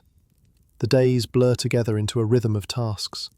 Wake before dawn, carry water, run errands, eat whatever's left, sleep on straw, repeat. Each day different in its details, but identical in its shape. He learns the fountain schedule, which hours are busy, which are quiet. He learns which verenas will let him pass without harassment, and which ones will block the path until he acknowledges their superiority. He learns which Gallegos nod at him, and which ones pretend he doesn't exist. He learns the cook's moods, when to stay out of her way, when to ask for extra bread. He learns the master's routines, the hours when he's locked in his study, the hours when he receives visitors, the hours when everyone walks softly and doesn't ask questions. He learns that Pedro snores like a dying donkey, that João talks in his sleep, mumbling about a girl back home who probably doesn't remember his name, that the nights are long and cold and full of sounds he's still learning to identify. On the 5th day, something changes. Senor Cardoso calls Miguel into his study. This has never happened before. In the months Miguel has worked here, he's seen the master exactly 12 times, passing in hallways, glimpsing through doorways. Once, standing by the window, staring out at the street like he was waiting for someone who would never come. The study is smaller than Miguel expected, cramped even. Books line the walls, their leather spines cracked with age. A desk covered in papers. A single candle, burning low. "I need you to deliver something," Senor Cardoso says without looking up. He's writing something with a quill that scratches against the paper like a small animal trying to escape. "Yes, senor." "To the Bairro Alto, a house on the Rua do Norte. You'll ask for Dom Henrique. Give him this." He folds the paper, drips wax, presses his ring into it. "Wait for a reply. Bring it back." "Yes, senor. You'll go at sunset, not before. The man I'm sending you to doesn't conduct business during the day." A pause. The quill stops scratching. "You know the Bairro Alto?" "I know where it is, senor." "Do you know what it becomes at night?" Miguel hesitates.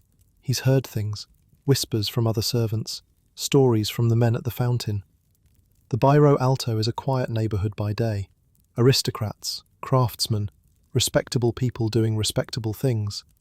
But at night, it has a reputation, senor. Senor Cardoso almost smiles. Almost. A diplomatic answer. Yes, it has a reputation. Don't get drunk. Don't get stabbed.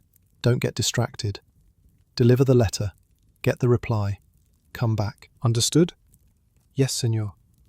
Good. You'll leave at sunset. Miguel leaves at sunset. The transition happens faster than he expected. One moment the sky is orange and gold, the last light of the day painting the white walls of Lisbon in colours that would make an artist weep. The next moment, it's grey, then purple, then black, and the city changes with it.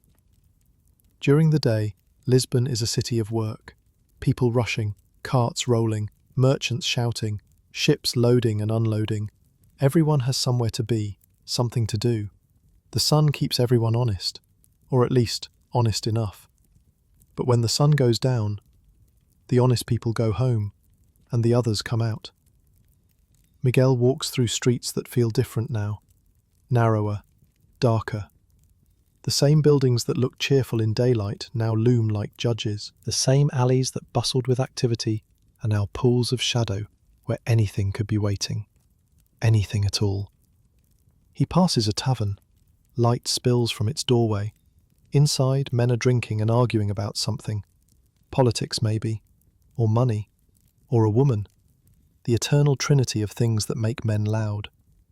A group of sailors stumbles past, heading for the docks or the brothels or wherever sailors go when they've got pay in their pockets and time to burn. One of them is singing. The others are trying to make him stop. Nobody succeeds. The last of the Varinas are heading home, their baskets empty, their day's work done. They walk in groups now, 2 or 3 together. Safety in numbers. Even the toughest women in Lisbon know better than to walk alone after dark. Miguel climbs the hill toward the Bairro Alto. His legs complain. Everything in Lisbon is uphill. The city is built on 7 hills, like Rome, and whoever designed it clearly hated anyone who had to walk. The higher he climbs, the quieter it gets. The lower neighbourhoods are still alive with noise, cooking fires, children crying, dogs barking, but up here, in the upper town, a different kind of quiet has settled. The quiet before something happens. He finds the Rua do Norte without too much trouble. It's a street like any other. Houses pressed together, doorways recessed into shadow, a few windows showing candlelight behind shutters. The house he's looking for has no number, just a painted blue door with iron studs. He knocks. Nothing happens. He knocks again. A slot in the door slides open. Eyes peer out, dark eyes, catching the faint light. What? I have a letter for Dom Henrique, from Senor Cardoso. A pause. The eyes examine him. Then the slot closes, and the door opens. Inside is a hallway lit by a single oil lamp. A man stands there, big, broad, the kind of man who doesn't need to threaten because his existence is threatening enough. Wait here. The man disappears into the house. Miguel waits in the hallway. He can hear music coming from somewhere deeper inside. A guitar, playing something slow and sad. Not like the cheerful strumming you'd hear at a festival. This is different. Heavier. Like the guitar itself is mourning. And a voice. A woman's voice. Singing in Portuguese. Singing about loss and longing and something that sounds like the sea. The melody rises and falls like waves. The words are simple, but somehow they dig into you. Find the hollow places. The big man doesn't seem to notice the music. Maybe he's heard it so many times it's become furniture. Something that's just there. Part of the background of this place. Miguel notices it. He doesn't know what this music is called yet. Nobody does, really. In 100 years, they'll call it Fado. They'll say it was born in the taverns and brothels of Lisbon, in places like this one, among sailors and fishermen, and the women who loved them and lost them. They'll trace it back to the songs of the Varinas, the melancholic ballads of African slaves, the modinha from Brazil. They'll argue about whether it came from the docks or the alleys, from the rich or the poor, from the Portuguese soul itself. But right now, in 1754, it's just music. Sad music, played in a hallway where a servant boy waits with a letter for a man he's never met. Music that sounds the way the Tagus looks at twilight. Music that sounds the way Maria's eyes look when she stares into the fire. The word Fado comes from the Latin for fate, and there's something fateful about standing here, listening to this voice sing about things that haven't happened yet, but somehow already have. The big man comes back. Dom Henrique will see you. Follow. Miguel follows, through the hallway, past a door that leads to a room full of smoke and laughter, past another door that leads somewhere darker. The music gets louder. The voice gets clearer. A ship sailed out one morning, taking my love with it, and I was left on the shore, watching the water forget his face. The room at the end is small, a desk, a chair, a man sitting in the chair who looks like he's been sitting there for years, and will sit there for years more. Signor Cardoso's boy. Yes, Dom Enrique. Miguel hands over the letter. The man breaks the seal, reads it slowly, his lips moving slightly as he traces the words. Then he folds it and puts it in a drawer. Tell your master I agree to his terms. The shipment will arrive as scheduled, payment as discussed. Yes, Dom Enrique. And tell him, the man pauses, tell him to be careful. There are people watching, people who don't like the way the wind is blowing. Yes, Dom Enrique. Good, you can go. Miguel goes, back through the dark hallways, past the music that follows him like a ghost, past the big man who opens the door without a word, out into the night. The night has gotten darker while he was inside. The stars are out now, scattered across the sky like spilled salt. The moon is a sliver, barely enough to see by. And the Bairro Alto has come alive.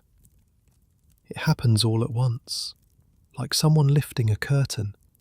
Doors open, people spill out, laughter echoes from windows.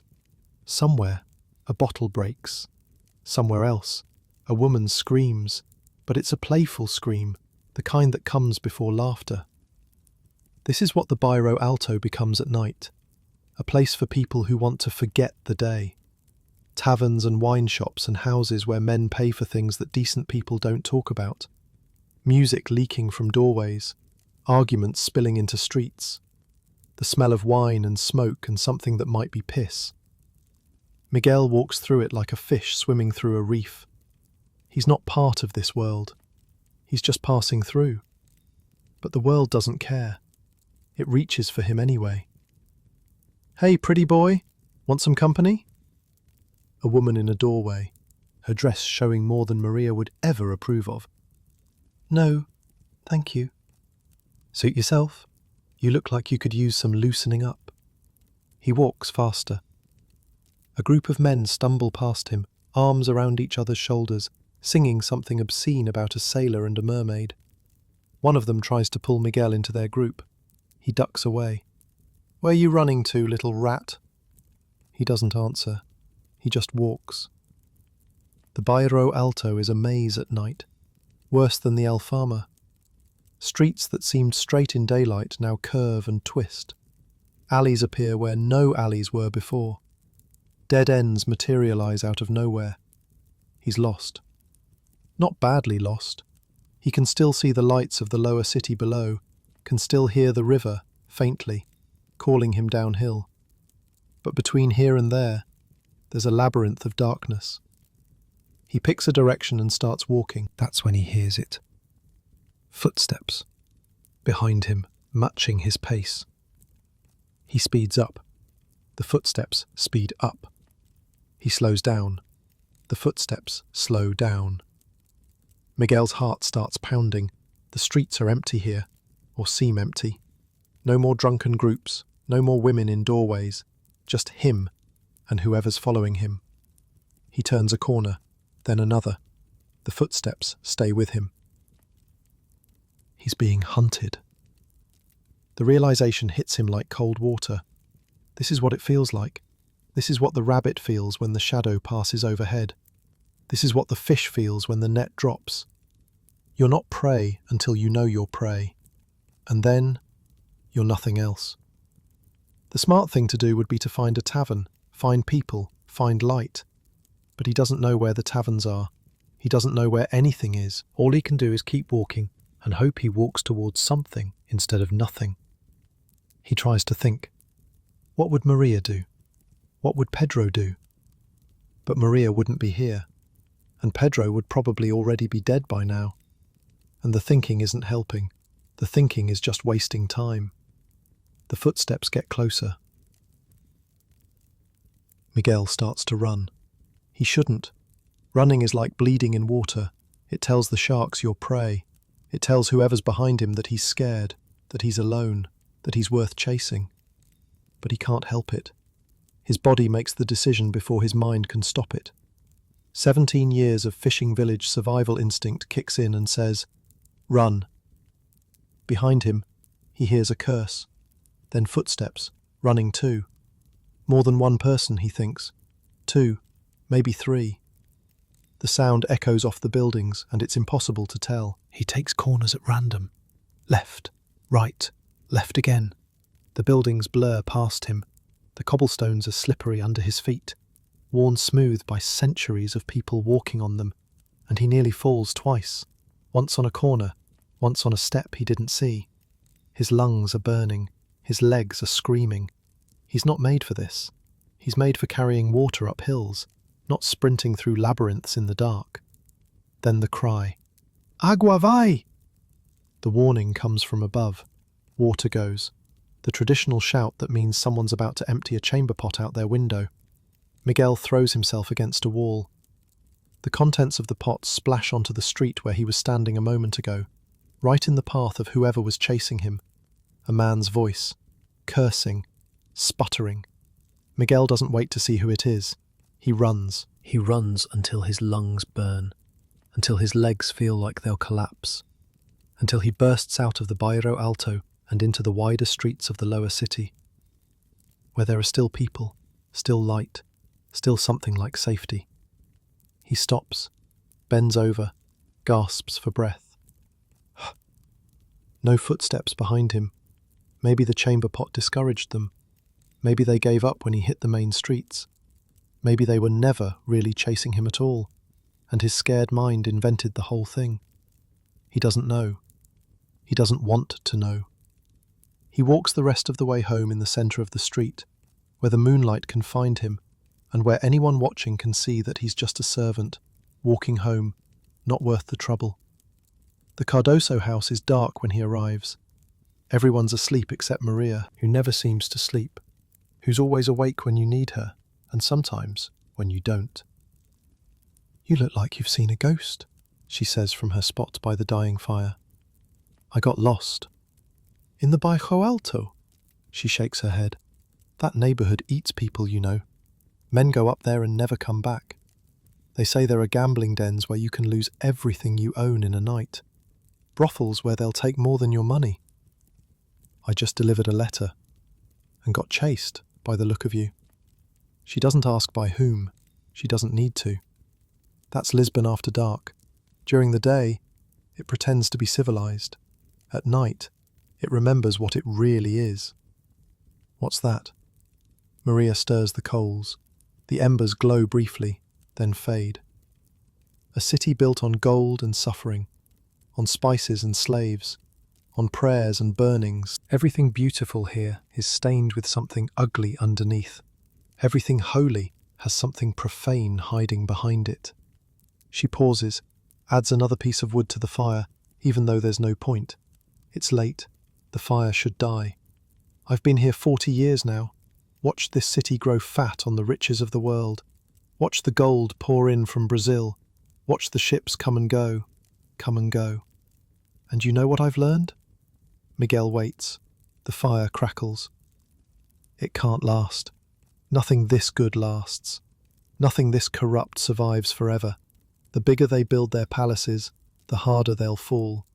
The more gold they pile up, the more they have to lose. She looks at him with those old, tired eyes. "You survived tonight. Good. Remember the feeling, the fear, the running, the way the darkness seemed alive. Because one day, everyone in this city is going to feel what you felt tonight. Rich and poor, masters and servants, everyone. And most of them won't survive it." Miguel doesn't know what she means. He won't know for another year, until a morning in November when the ground itself decides to move. But something about her words settles into him anyway. A weight, a warning, a premonition of something he can't name but can almost taste. Like smoke on the wind from a fire that hasn't started yet. "Get some sleep," Maria says. "Tomorrow's another day, another 100 tasks, another 100 small survivals." He goes to bed. The straw crinkles beneath him. João is already snoring. Pedro is muttering in his sleep. Through the tiny window, he can hear the distant sounds of the Bairro Alto, still alive, still hungry, still eating anyone foolish enough to wander into its maze. Somewhere up there, in one of those dark rooms, a woman is still singing about ships and loss and love that the water forgot. The music drifts down over the rooftops, barely audible, like a memory of something that hasn't happened yet. The Portuguese guitar plays on. The voice rises and falls. The word Fado means fate, and fate is patient. Fate can wait. Miguel closes his eyes. Sleep comes slowly. When it does, he dreams of footsteps, and chamber pots, and a voice singing about the sea. And underneath it all, somewhere deep in the earth, something shifting, something waiting, something that's been sleeping for a very long time, but not for much longer. A year passes. That's how time works when you're young and poor and busy. Days become weeks, weeks become months. Before you know it, a whole year has gone by, and you barely remember where it went. Miguel is 18 now, taller, stronger. The water barrels that used to make his arms scream are just weight now. His calluses have calluses. His shoulders have broadened from hauling buckets up hills that never get any shorter. He knows the city now. Not like a local, not really, but well enough. He knows which streets flood when it rains, which corners to avoid after dark, which fountain has the coldest water, and which one has the longest lines. He knows the shortcuts through the Alfama, the steep staircases that tourists don't know exist. He knows the people too. The Varina who always smiles at him, the Gallego named Francisco who taught him how to balance the yoke properly, the baker on Rua dos Bacalhoeiros who sometimes gives him the bread that's too old to sell, the priest at São Miguel who nods when Miguel passes, even though they've never exchanged a word. A year of small accumulations, small survivals. The kind of year that doesn't feel like much when you're living it, but means everything when you look back. He's survived one winter. The cold that crept into the servants' quarters and never quite left. The mornings when the water in the bucket had a skin of ice. The way his fingers cracked and bled until Maria showed him how to rub tallow into them. He's survived one summer. The heat that turned Lisbon into an oven. The stench that rose from the streets like a living thing. The fever that swept through the Alfama and took 4 people from their street. Not anyone Miguel knew well, just neighbours, just faces he passed. He's survived another autumn, and now it's the last day of October. 1755. Tomorrow is All Saints' Day. This is the biggest religious holiday of the year, bigger than Easter, some say. The day when the Church honours all the saints, known and unknown. The whole heavenly host gathered together for one massive celebration. Every Catholic in Lisbon will be in church tomorrow morning. That's not an exaggeration. That's just what you do. The city is preparing. Miguel notices it everywhere as he makes his morning water run. The churches are being cleaned. Priests are directing servants to sweep floors, polish brass, arrange flowers. The altars are being decorated with lace and gold, and all the finest things the church owns, which is a lot. And the candles. God, the candles. They're everywhere. Thousands of them. Maybe tens of thousands. Every church in Lisbon is stocking up for tomorrow's services. Beeswax candles for the rich parishes, tallow candles for the poor ones, candles in boxes, candles in bundles, candles being carried through the streets by boys younger than Miguel. He watches 2 boys stagger past with a crate between them. The crate is stuffed with white candles packed in straw. The boys are maybe 10, 11 years old. Their faces are red with effort. One of them trips on a cobblestone and nearly sends the whole load flying. "Careful!" the other one shouts. "I'm careful. You're the one walking too fast." They argue their way down the street, their voices fading into the general noise of a city getting ready for its holiest day. Miguel wonders how many candles Lisbon will burn tomorrow. 100,000? 200,000? One for every soul, maybe. One flame for every life in this city. At the Chafaris del Rey, the talk is all about the holiday. My wife's been cooking for 3 days, one of the Gallegos complains. He's a big man, Francisco, with arms like tree trunks and a voice that carries. Says we need to feed everyone who visits after Mass. Everyone.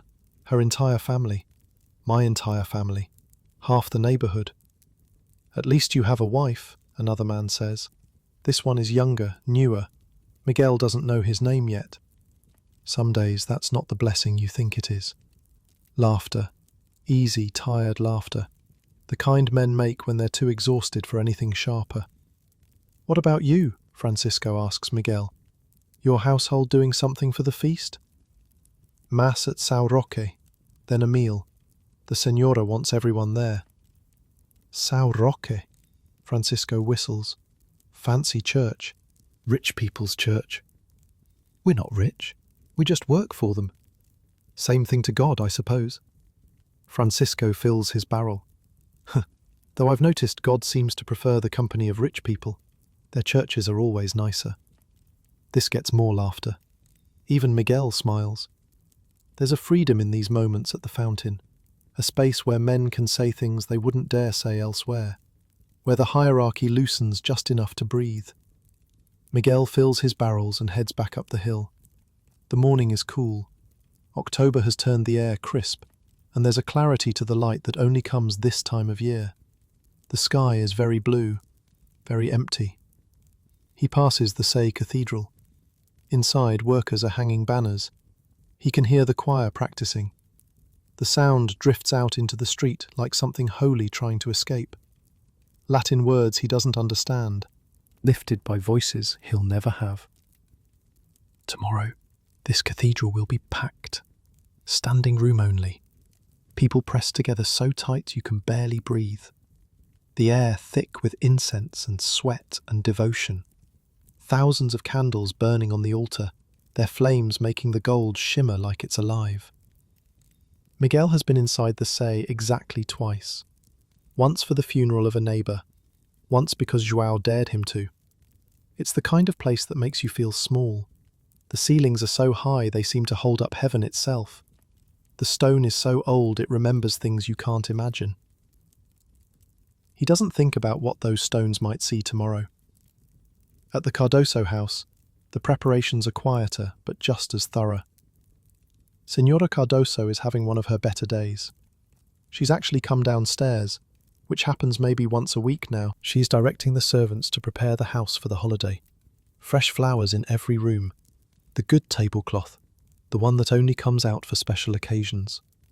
We'll attend the early mass at São Roque, she announces. The whole household, everyone presentable. This means Miguel will have to wear the shirt he's been saving, the one without holes, the one Maria washed last week and made him put away for special. Even the servants? Pedro asks. Even the servants. On All Saints' Day, we're all equal before God. Miguel doesn't say what he's thinking, which is that if they're all equal before God, maybe they should be equal on the other 364 days too. He's learned that thinking like that doesn't help anything. It just makes you tired. Maria is in the kitchen, as always. She's baking something that smells like heaven, bread with honey and cinnamon, the kind they only make for holidays. The warm scent fills the whole house, drifting up the stairs, through the rooms, making even the cold corners feel hospitable. Big day tomorrow, Miguel says. Every day's a big day when you're old enough to know how few you have left. That's cheerful. Maria shrugs. The motion is slower than it used to be. She's gotten older this year, or maybe Miguel just notices it more now. Her hair is greyer, her hands more gnarled, the stoop in her shoulders more pronounced. It's true. I've seen 60 All Saints' Days, maybe 61. I've lost count. Each one I think, maybe this is the last. And so far, I've been wrong. But someday I'll be right. Can we talk about something less depressing? What's depressing about it? Death comes for everyone, rich and poor, saints and sinners. The only question is when and how. She slides a loaf into the oven. The heat from the fire makes her face glow orange. Better to face it than pretend it's not coming. There's something in her voice today, something Miguel can't quite name. It's been there for a few weeks now. A heaviness, like she's carrying something she can't put down. "Maria, is everything all right?" She looks at him. Those old eyes, the ones that have seen so much. Births and deaths, weddings and funerals, kings rising and falling, wars beginning and ending. All of it reflected in those tired, knowing eyes. "I had a dream last night. A bad one." "What kind of dream?" "The kind you don't talk about." She turns back to her dough, kneading it with a force that seems unnecessary, working something out that has nothing to do with bread. "Just a dream. Old women have them. Doesn't mean anything." But she won't meet his eyes, and her hands, when she kneads the dough, are shaking slightly. "Maria, don't." Her voice is sharper now, almost angry. "I said it doesn't mean anything. Dreams are just dreams, the mind playing tricks. Go make yourself useful somewhere." Miguel wants to ask more. The question sits on his tongue like a stone. But Pedro comes in looking for lunch, and the moment passes, and Maria's back is a wall that won't let him through. The afternoon is busy with preparations. More water runs, more errands. The Cardoso house is being polished until it shines. The neighbours are doing the same. Everyone wants their home to be perfect for the holiday, as if God himself might stop by for a visit. At some point, Miguel finds himself near the Rossio again. The square is crowded with vendors selling things for tomorrow's feast. Food, mostly. Chestnuts roasting over charcoal, dried figs in paper cones, sweet pastries dripping with honey. But also religious trinkets, small wooden saints, rosary beads, pictures of the Virgin pressed into cheap metal. An old woman is selling candles from a cart. "Blessed by Father Antunes himself," she shouts. "Light one for your departed loved ones. Bring them closer to heaven." A young boy runs past with a live chicken, the birds squawking and flapping in protest. Someone curses. Someone else laughs. The normal chaos of a city doing its normal thing. Miguel thinks about the Auto da F&eacute he witnessed here, years ago. The burning, the smoke, the crowd that watched like it was entertainment. The smell he can still remember if he tries, though he doesn't try very often. The Inquisition headquarters still stands at the edge of the square. The building looks normal, ordinary. You'd never know what happens inside, unless someone told you. But Miguel knows. Everyone knows. You just don't talk about it. He buys a small loaf of bread with the coin he's been saving, eats it standing in the square, watching people go by. Mothers with children, merchants closing their stalls early, priests hurrying toward their churches, their robes flapping behind them like dark wings. A nobleman in a carriage, ignoring everyone. A beggar on a corner, ignored by everyone. Two men are talking near the chestnut cellar. Their voices carry on the evening air. I'm telling you, it's a sign. The prophet warned us. The prophet was arrested. The prophet was crazy. Being arrested doesn't make you wrong. Being crazy doesn't either. The man lowers his voice. But not enough. He said an earthquake would destroy Lisbon on All Saints' Day, and tomorrow is All Saints' Day. That was 3 years ago. Nothing happened. Maybe he meant this year. Or maybe he was just crazy. They move off, still arguing. Miguel watches them go. The Sebastianists and their prophecies. The believers who think King Sebastian will return from the dead. The doomsayers who see signs and portents in every shadow. Most people think they're fools. Maybe they are. But the prophecy sits in Miguel's mind like a splinter. An earthquake on All Saints' Day. This All Saints' Day, tomorrow. He tells himself it's nothing. Prophecies are wrong all the time. If they were right, people would just call them facts. Still, he eats his bread a little faster, and when he heads back toward the Cardoso house, he walks a little quicker. Lisbon on the eve of All Saints' Day. 200,000 people going about their lives, preparing for tomorrow, planning to pray, to eat, to celebrate with family. None of them know. None of them can know.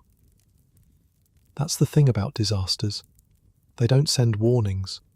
There's no herald who rides through the streets shouting, "Tomorrow, everything changes." The world just keeps spinning, and people just keep living, right up until the moment when they don't. Miguel finishes his bread, wipes the crumbs from his shirt, heads back toward the Cardoso house as the sun begins to set. The light turns golden, then orange, then red. The white walls of Lisbon glow like they're lit from inside. The Tagus catches fire, or seems to. The whole city looks like it's burning. It's just the sunset, just the light. But for a moment, standing on a corner in the Alfama, looking down at the city spread below him, Miguel feels something, a shiver, a wrongness, like the air itself is holding its breath. Then the moment passes. The sun finishes setting. The city turns grey, then dark. Just his imagination, just tiredness. He goes home. Dinner is quiet. The cabbage soup is better than usual because Maria added some of the holiday bread, crumbled into the broth. It soaks up the liquid and becomes something almost delicious. There's even a bit of actual pork this time, floating in the grey water like buried treasure. "Early to bed tonight," Maria announces. Her voice is steady, but she still won't quite look at anyone. Mass is at sunrise. Anyone who's late gets no breakfast. "There's breakfast?" João asks hopefully. "After Mass, if you behave." "I always behave."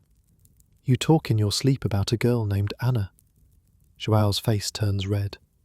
Pedro laughs so hard soup comes out his nose. "How do you know about Anna?" "The walls are thin, the nights are long." Maria finally looks up, and there's something like her old sharpness in her eyes. "Behave tomorrow, both of you. This is a holy day. Act like it." The servants' quarters are cold, but not unbearable. Pedro is already snoring before Miguel even gets his shirt off.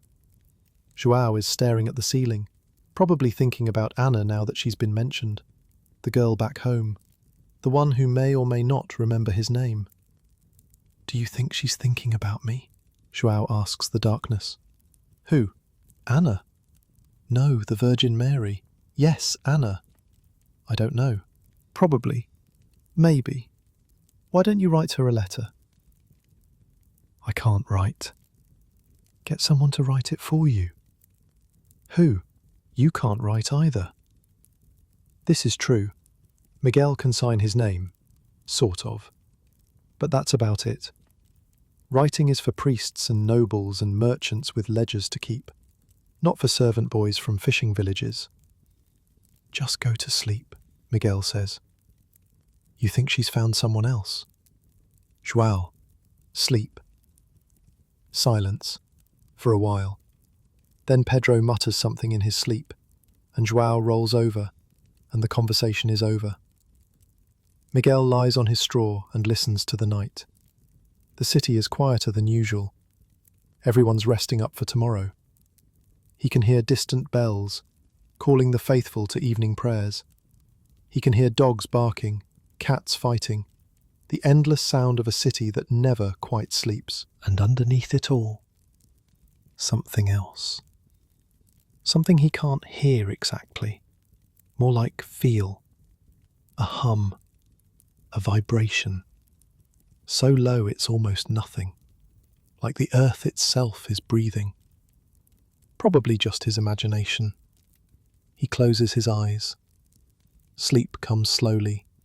His mind keeps drifting to Maria's dream, the one she wouldn't talk about, the heaviness in her voice, the way she wouldn't meet his eyes, the shaking hands.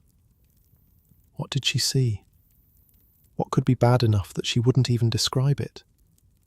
He thinks about the men in the Rossio, the prophecy, an earthquake on All Saints' Day. 3 years ago some madman predicted it, and everyone laughed, and the Inquisition locked him up. But what if he wasn't mad? What if he was just early? No, that's stupid. Miguel forces the thought away. Prophets are wrong all the time. That's why they're prophets, and not just people who know things. If you predict enough disasters, eventually one will come true. That doesn't make you holy, that just makes you patient. He needs to sleep. Tomorrow is a very long day. Mass at sunrise, then the feast, then evening prayers. He'll be on his feet for hours. His legs will ache, his back will complain. And if he's tired, he'll make mistakes. And Maria will notice, and there will be consequences. Sleep. The straw shifts beneath him. Pedro snores. João mutters something about fish, which doesn't make sense because he was just thinking about Anna. The night stretches on. And deep beneath Lisbon, deeper than the foundations of the oldest church, deeper than the Roman ruins that nobody remembers anymore, something shifts. The tectonic plates of the earth don't care about holidays. They don't care about prayers or prophets or the faith of 200,000 souls.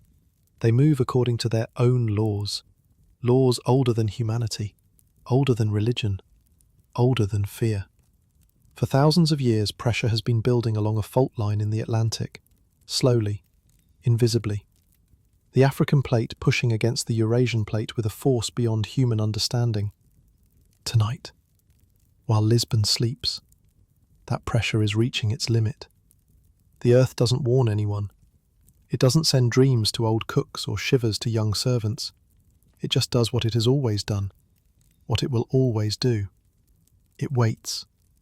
And then, it moves. Miguel sleeps. He dreams of nothing, or at least, nothing he'll remember. Above him, the stars wheel through the sky. The moon rises. The night grows cold.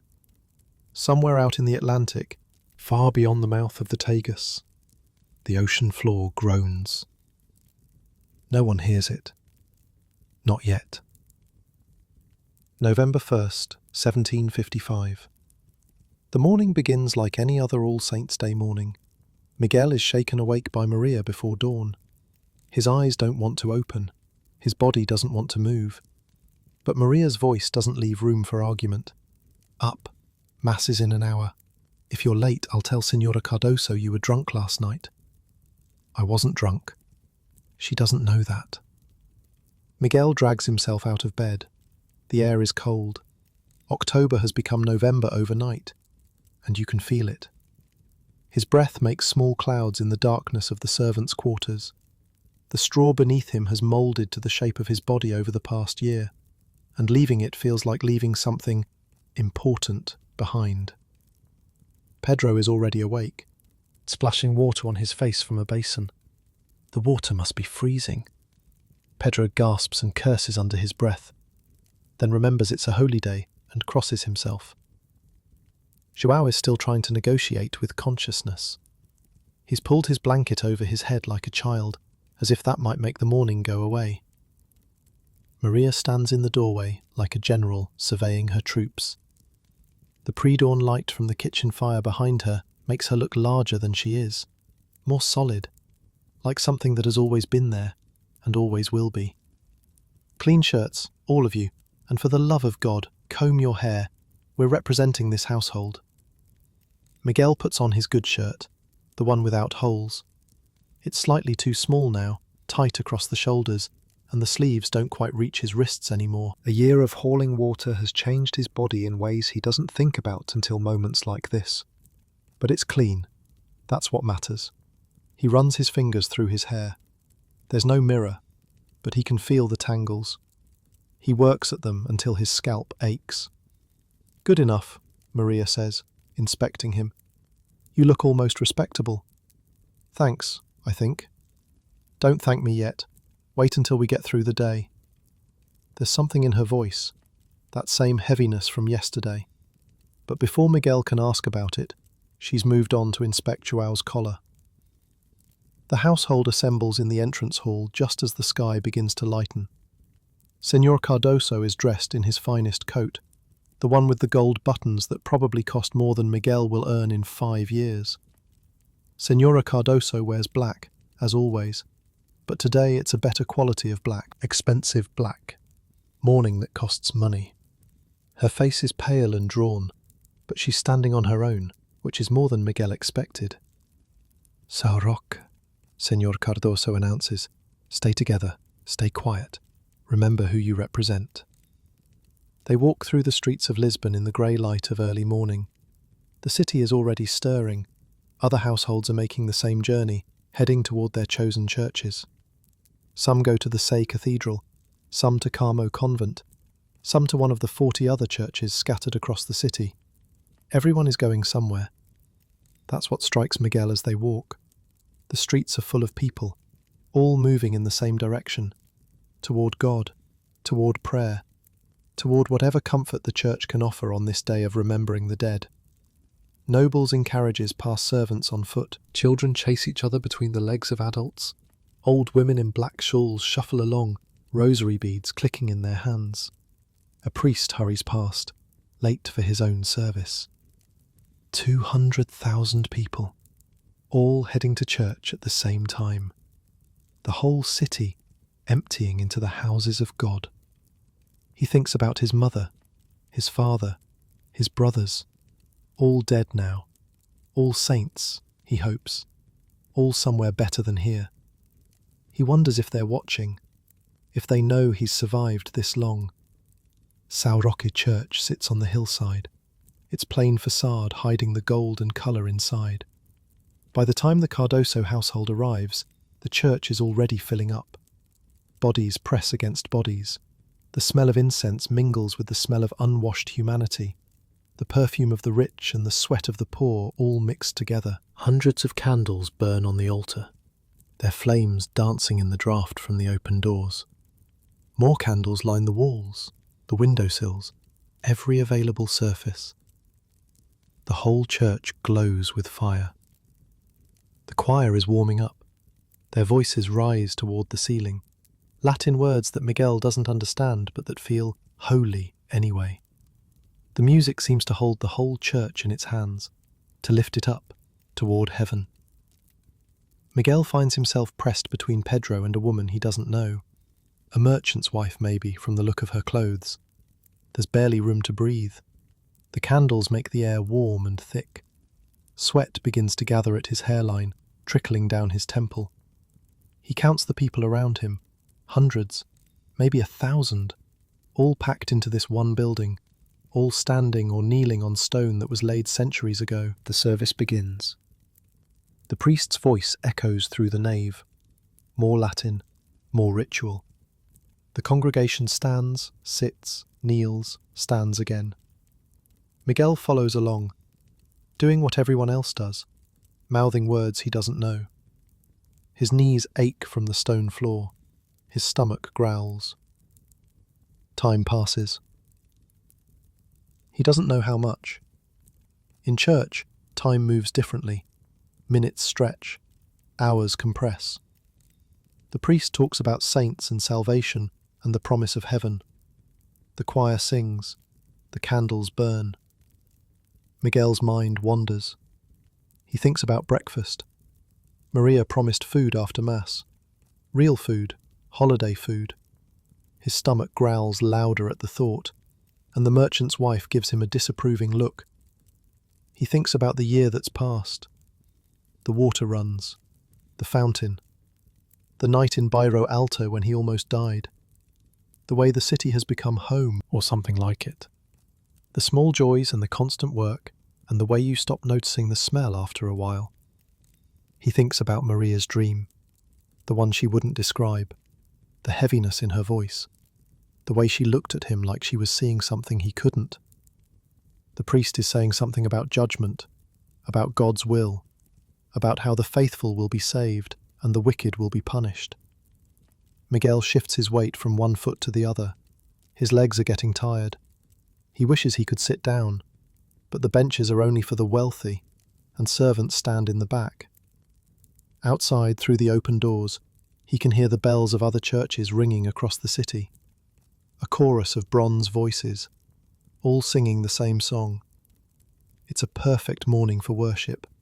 Clear sky, cool air, the whole city united in prayer. And then the floor moves. At first he thinks he imagined it. A tremor, a shudder, like someone bumped into him from behind. But no one bumped into him. He looks around. Other people are looking around too. Confused faces, nervous faces. The floor moves again, harder this time. The priest stops speaking mid-sentence. The choir stops singing. For one long moment, the church is silent except for the sound of candles sputtering in the sudden draught. Then, the world comes apart. The shaking starts low and deep, like something enormous is waking up beneath them. The floor bucks, the walls groan.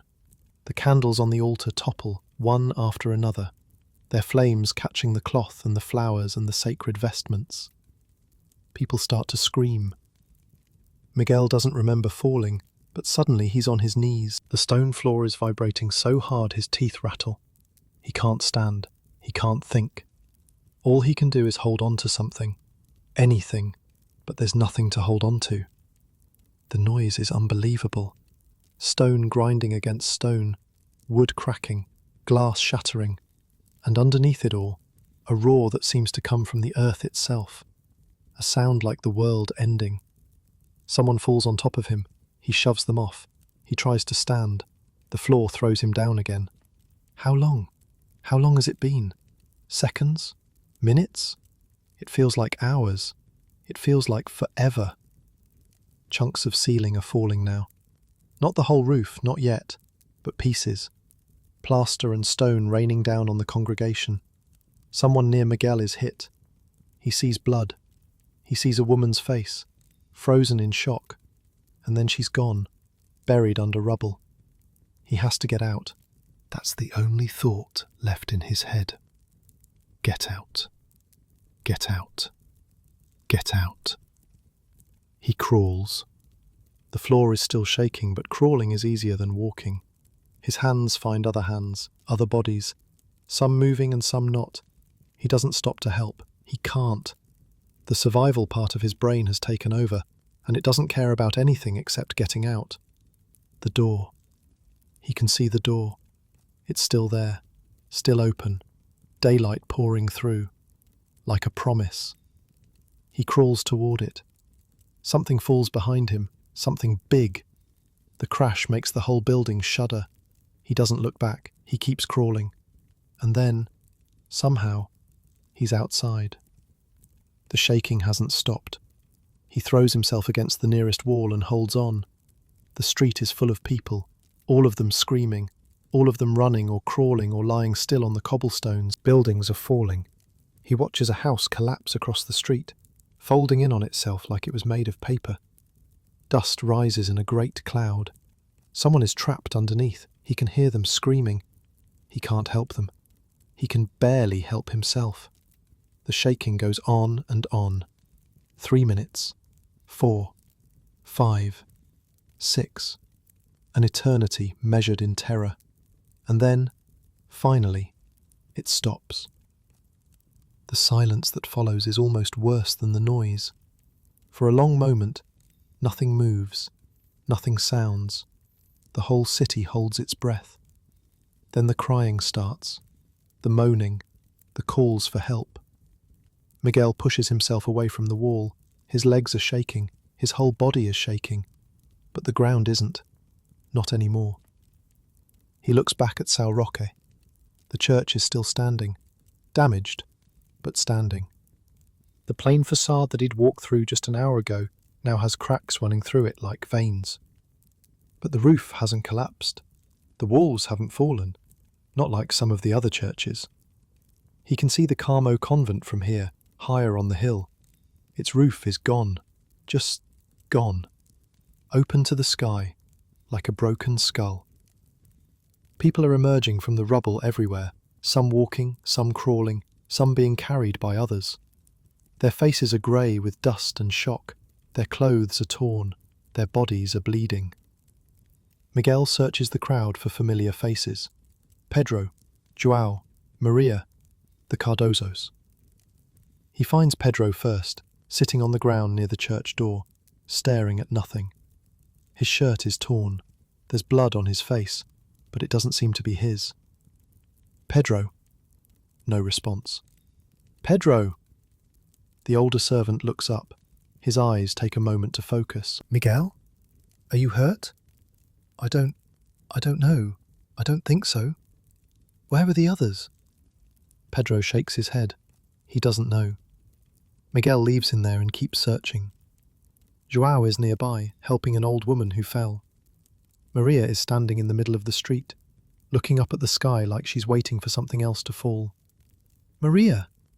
She turns. Her face is calm, too calm, like she expected this. The Senora, she says. We need to find the Senora. They search. It takes time. The street is chaos. Bodies everywhere, living and dead mixed together. The screaming has faded to a low, constant moan, the sound of a whole city in pain. A child wanders past, calling for her mother. Her dress is torn and her face is bloody. Miguel reaches for her, but she slips away into the crowd, still calling. An old man sits against a collapsed wall, holding something to his chest. It takes Miguel a moment to realize it's a clock. Just a clock. The man is holding it like it's the most precious thing in the world. Have you seen a woman in black? Miguel asks him. Older, with a man who can't walk. The old man doesn't answer. He just keeps holding his clock. They find Senor Cardoso first. He's alive, but injured. His leg is bent at an angle that makes Miguel's stomach turn. He can't walk. Two other men, strangers, are carrying him toward an open space away from the buildings. His face is grey with pain, but he's not screaming. Maybe he's past screaming. Senora Cardoso is beside him. She's unhurt, physically at least, but her eyes have that empty look that Miguel has seen before. The look of someone who has lost everything and knows it. The look his mother had in those final weeks. The house, she keeps saying. We have to go back to the house. My son's things are there. My son's room. We have to save my son's room. Her son has been dead for 3 years, but right now, she's not in this moment. She's somewhere else entirely. Not yet, Maria says firmly. Not until we know it's safe. But nowhere is safe. That's what Miguel is starting to understand. The buildings that are still standing might fall any moment. The ground might shake again. The world has proven itself untrustworthy, and nothing will ever feel solid again. He looks down at his hands. They're bleeding. He didn't notice.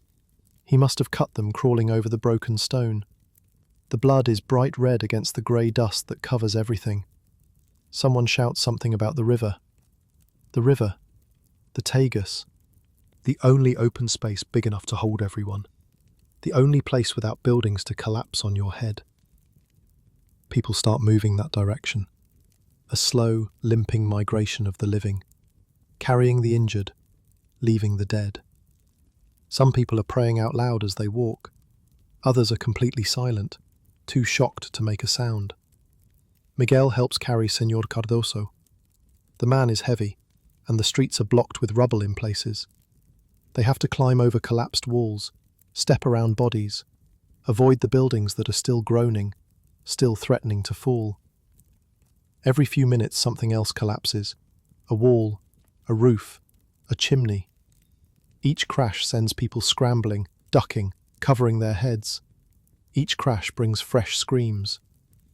The narrow streets of the Alfama, the streets Miguel has walked 1,000 times, are unrecognizable. Buildings have leaned into each other, creating tunnels of debris.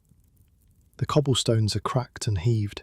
In some places, the ground has split open entirely, revealing dark gaps that could swallow a man. A horse lies dead in one of these gaps, just its legs visible, sticking up at wrong angles. Someone's horse, someone's livelihood, gone. The smell of smoke reaches Miguel before he sees the fire. Somewhere behind them, something is burning. The candles. All those thousands of candles that were lit for All Saints' Day. They've fallen into the ruins. They've caught the wood and the cloth and the paper. They've started something that no one can stop. The smoke is already spreading, black and grey and brown, rising into the clear November sky. By nightfall, Miguel thinks, the whole city will be burning. But that's a problem for later. Right now, the only thing that matters is reaching the river. They reach the Ribeira, the open space where the waterfront meets the palace. Except the palace isn't there anymore. Or rather, it is, but it's wrong. Parts of it have collapsed. The great tower that Miguel used to see from the fountain is leaning at an angle that defies belief. The walls are cracked. The windows are empty holes. The glory of Portugal, reduced to rubble. The 70,000 books in the Royal Library. The maps that charted the world. The paintings by masters whose names Miguel doesn't know, but Maria once mentioned. All of it. Gone. Or burning. Or buried. Thousands of people have gathered here on the stone quays. The survivors. The lucky ones. They stand shoulder to shoulder, looking back at the city they just escaped from. Some are praying. Some are crying. Some are just staring, unable to process what they're seeing. A priest is giving last rites to a dying man.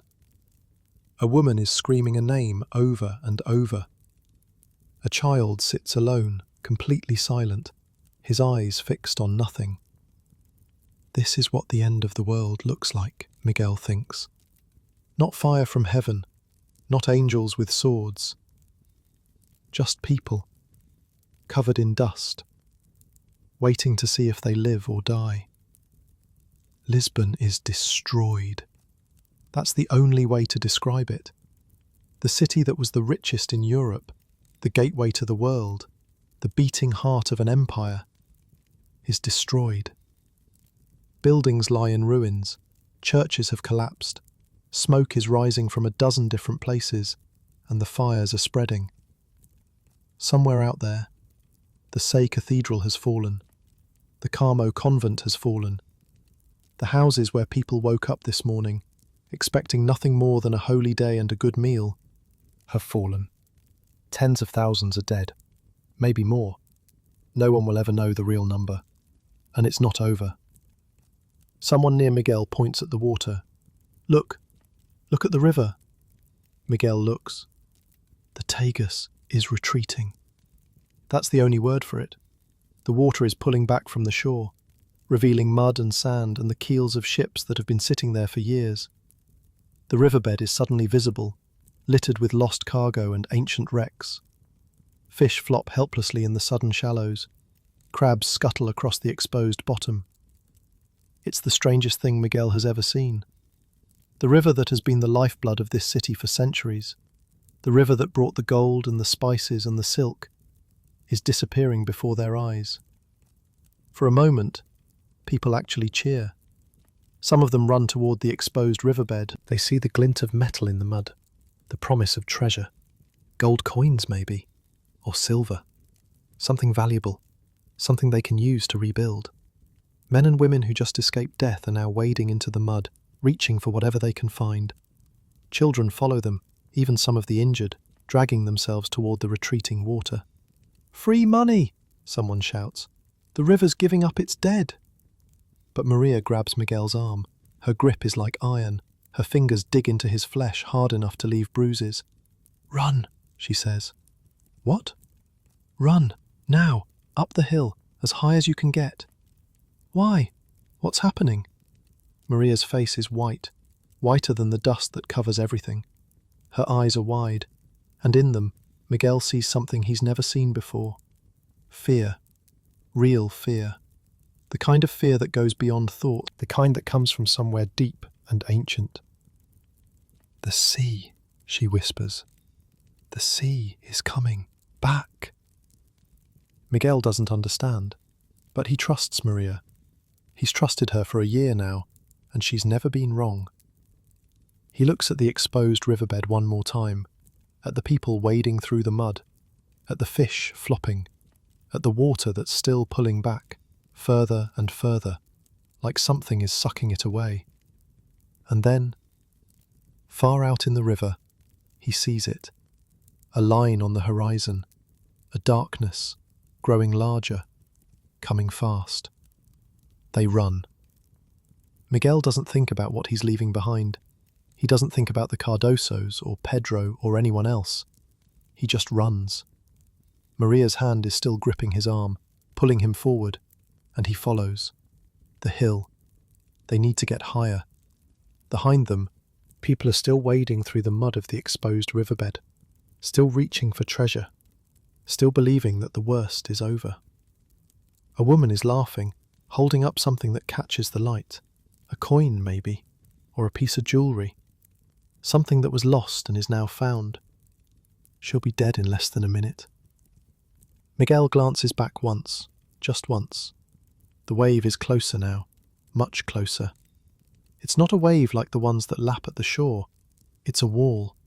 A solid wall of dark water, moving faster than any horse, carrying ships and debris and death in its arms. And it's not making a sound. Not yet. It's silent. That's the worst part. This massive thing, this impossible thing, approaching in silence, like a predator, like something that knows it doesn't need to hurry because its prey can't escape. Then, it hits the mouth of the harbour. The sound that follows is like nothing Miguel has ever heard. A roar, and a crash, and a scream all at once. Not just the water itself, but the things inside it. Ships smashing together, wood splintering, stone cracking. And underneath all of that, a deeper sound, like the earth itself groaning in pain. The wall of water, 20 feet high at least, maybe 30, slams into the Ribeira. He sees people disappear. One moment they're there, wading through the mud, reaching for their treasures, and the next moment they're gone. Swallowed. Not even time to scream. The wave doesn't slow down. It doesn't hesitate. It sweeps across the quays, over the docks, into the lower floors of what's left of the palace. The woman with the coin. Gone. The children who followed their parents into the mud. Gone. The old man who was still holding his clock. Gone. Ships that were anchored in the harbour are picked up and thrown onto land like toys. One of them, a merchant vessel with its sails still half raised, is carried over the quay and deposited in the middle of what used to be a street. The docks that Miguel has walked across dozens of times, where the merchants sold their fish and the sailors told their lies, are simply erased. And the people.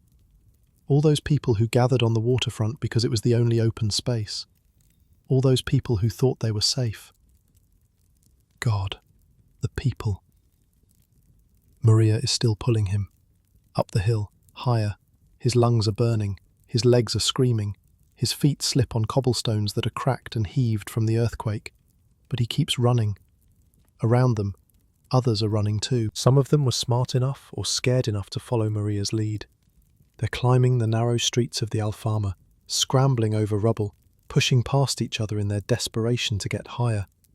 The water reaches the base of the hill and keeps coming. It floods the lower streets, the alleys, the squares. It pours into the ruins of buildings that the earthquake already destroyed. It finds the bodies of those who died in the shaking and carries them away, tumbling them through the debris like broken dolls. Miguel doesn't stop until he can't run anymore, until his body simply refuses to take another step, until his legs buckle and he falls against a wall, gasping for air that tastes like salt and smoke and death. He collapses against a wall, somewhere high in the Alfama, though he's not sure exactly where. His breath comes in ragged gasps. His heart pounds so hard he can feel it in his throat.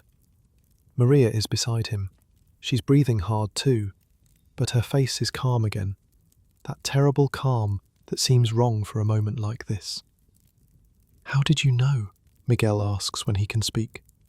"Know what?" "The wave. How did you know it was coming?" Maria is quiet for a long moment. Below them, the water is still swirling through the lower streets, spreading, destroying. "My grandmother," she finally says. "She was from a fishing village in the Algarve. She told me stories, old stories, about the sea pulling back before it rushes in. She said it happened once when she was a girl, took half the village. But that was A long time ago, yes. Maria looks down at the destruction. The sea has a long memory, longer than ours. They sit there for a while, watching. There's nothing else to do. The water begins to recede eventually. It doesn't go all at once, but slowly, pulling back through the streets, leaving behind mud and debris and bodies. So many bodies. They lie in the streets like discarded things. Some are tangled in the wreckage of buildings. Some are caught on what's left of the docks. Some are simply floating, face down, in the water that hasn't drained away yet. Miguel counts them at first. Then he stops counting. The number is too big. It stops meaning anything. And then the second wave comes. Smaller than the first, but still massive. It rushes up the river again, flooding the same streets, drowning anyone who ventured back down to help the survivors of the first wave. Miguel watches it happen, watches more people die, watches the water claim everything it can reach. There's a third wave after that, smaller still, but relentless. The sea isn't satisfied. It wants all of them. By the time the water finally stops, the sun is past its peak and beginning to sink toward the horizon. Hours have passed. Miguel doesn't know how many. Time has stopped meaning anything. The lower parts of Lisbon are destroyed. Not damaged, destroyed. The quays where Miguel once filled his water barrels are gone. The Ribeira Palace, what was left of it after the earthquake, is flooded and broken. Its great rooms, where kings once walked and treasures once gleamed, are filled with mud and salt water and the bodies of those who sought shelter there. The streets where the Gallegos carried their loads and the Varinas sold their fish are underwater or buried in debris. Miguel thinks of Francisco, the big Gallego from the fountain, the one with arms like tree trunks, the one who complained about his wife's cooking for the feast. He was probably on the quays this morning, hauling cargo, doing the work he'd done every day for years. Miguel will never see him again. We'll never know if he survived. We'll never hear him complain about anything, ever again. The Chafariz del Rey, where Miguel started every morning, is buried under rubble. The Royal Library is ruined, 70,000 books, soaked and destroyed. The maps that charted the secret routes to the east, the archives of the Age of Discovery, centuries of knowledge, lost in a single day. Miguel doesn't know this yet. He'll learn it later, in the weeks and months to come. Right now, all he knows is that the world he lived in yesterday no longer exists, and the fires are spreading. Miguel noticed the smoke earlier, but now it's everywhere. Dozens of small fires, fed by the fallen candles and the wooden ruins, are growing, joining together, becoming something larger, something hungry. The candles, all those thousands of candles that were lit for All Saints' Day, they fell when the earthquake hit. They caught the cloth and the wood and the paper. And now, with no one to fight them and no water to quench them, they're devouring everything. The earthquake broke the city. The water drowned it. Now the fire is coming to burn what's left. We need to find the others, Maria says. Miguel nods. He doesn't want to move. He wants to stay here on this hillside forever, watching the nightmare unfold below him, because moving means accepting that it's real. Moving means facing what comes next. But Maria is already walking, picking her way through the rubble with the careful steps of someone who has learned that the ground can no longer be trusted. And like he's done for a year now, Miguel follows. They find João first, huddled in a doorway with a group of other survivors. His face is blank, his eyes empty. He doesn't react when Miguel calls his name. He was on the quay, one of the other survivors says. Saw his friend get taken by the wave, hasn't spoken since. Miguel doesn't know what friend. João never mentioned any friends. But grief doesn't need an explanation. Pedro they find near the ruins of a church, helping an old priest drag bodies out of the rubble. Pedro's hands are bloody, his clothes are torn, but he's moving, working, doing something. "The Cardosos?" Pedro asks when he sees Miguel. "I don't know." They search. The streets are chaos. People are wandering, lost, calling for family members who will never answer. The injured are lying where they fell, waiting for help that may never come. The dead are everywhere, and no one has time to move them. Miguel sees a woman sitting on a pile of rubble, staring at nothing. She's barefoot. There's a broken basket beside her, sardines scattered across the stones. A Verena, maybe the same one who passed him on the stairs that first morning, the one who said the climb never gets easier. Maybe not. It doesn't matter. Her face is covered in dust and tear tracks. Her posture, once perfect from years of carrying fish on her head, is slumped and broken. She doesn't look up as they pass. She doesn't see them at all. She's somewhere else. Somewhere the screaming stopped. Night falls. They don't find the Cardosos. They search until the light fades and the streets become too dangerous to navigate. Collapsed buildings loom in the darkness, threatening to fall at any moment. The fires cast strange shadows that make it impossible to tell rubble from solid ground. And everywhere, there are bodies. They find a corner of a building that's still standing, against a wall that's still solid, and they huddle there with dozens of other survivors. No one has blankets, no one has food, no one has water, no one has anything except the clothes on their backs and the knowledge that they're alive, which is more than many can say. A mother sits nearby, holding a child who hasn't moved in hours. She's still talking to it, still whispering words of comfort. No one has the heart to tell her. An old man is praying, his lips moving in an endless stream of Latin. He's been praying since they arrived. He shows no signs of stopping. A young woman about Miguel's age is just staring, not at anything in particular, just staring. Her eyes are open, but there's no one behind them. She's gone somewhere else in her mind, somewhere the horror can't reach. The fires light up the night, orange and red against the black sky, spreading across the lower city like something alive, like something hungry. The smoke is thick enough to taste, thick enough to choke on. People cough and cover their faces with whatever cloth they can find. Miguel can't sleep. Every time he closes his eyes, he sees the wave. He sees people disappearing. He sees the water rushing toward him, and he feels his legs start to run even though he's lying still. So he watches the fire instead. It's almost beautiful, in a terrible way. The flames dancing across the ruins of what was once the richest city in Europe. The sparks floating up toward the stars like souls leaving their bodies. Like the saints they were all praying to this morning, ascending to heaven. The irony isn't lost on him. All Saints' Day, a day to honour the dead. And now, there are so many more dead to honour.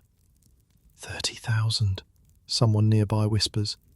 Maybe more, maybe much more. Another voice answers. I heard 40,000, maybe 50. How would anyone know? Half the bodies are buried, half are burned, half are floating in the river. That's 3 halves. Does it matter? They're all dead either way. Miguel doesn't know if any of the numbers are right. It doesn't matter. 30,000 is just a number. 50,000 is just a number. The truth is in the bodies. The truth is in the empty spaces where houses used to stand. The truth is in the silence, where there should be bells ringing and merchants shouting and children playing. The bells. He realizes suddenly that he hasn't heard a single bell since the earthquake. Not one. The bells that used to mark every hour, every prayer, every birth and death and wedding. All of them silent now, either destroyed or buried or simply forgotten in the chaos. The heartbeat of Lisbon has stopped. Maria is awake too. She's staring at the fire with that calm expression that Miguel has learned to fear. The expression that means she knows something she's not saying. You knew, he says. The dream. The one you wouldn't tell me about. She doesn't answer for a long time. The fire crackles and pops in the distance. Someone nearby is crying, soft and low. "I dreamed of water," Maria finally says. "Water and fire. I dreamed of everything burning, everything drowning. I dreamed of this city turned to ash and mud. Why didn't you say something? What would I have said? That an old woman had a bad dream?" She shakes her head. "No one would have listened. And even if they had, what could they have done? You can't stop an earthquake. You can't hold back the sea." Miguel wants to argue, wants to say that she should have warned people, should have told someone, should have done something. But he knows she's right. Dreams are just dreams, until they're not. "What do we do now?" he asks. "We survive. That's what we've always done. That's what poor people do. We survive, and we rebuild, and we keep going until we can't anymore." The fire burns through the night. It will burn for 5 days, they'll learn later.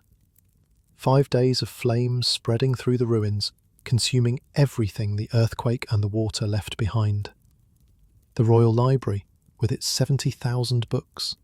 The archives of the Age of Discovery, with their maps and charts and records that showed how to navigate the world.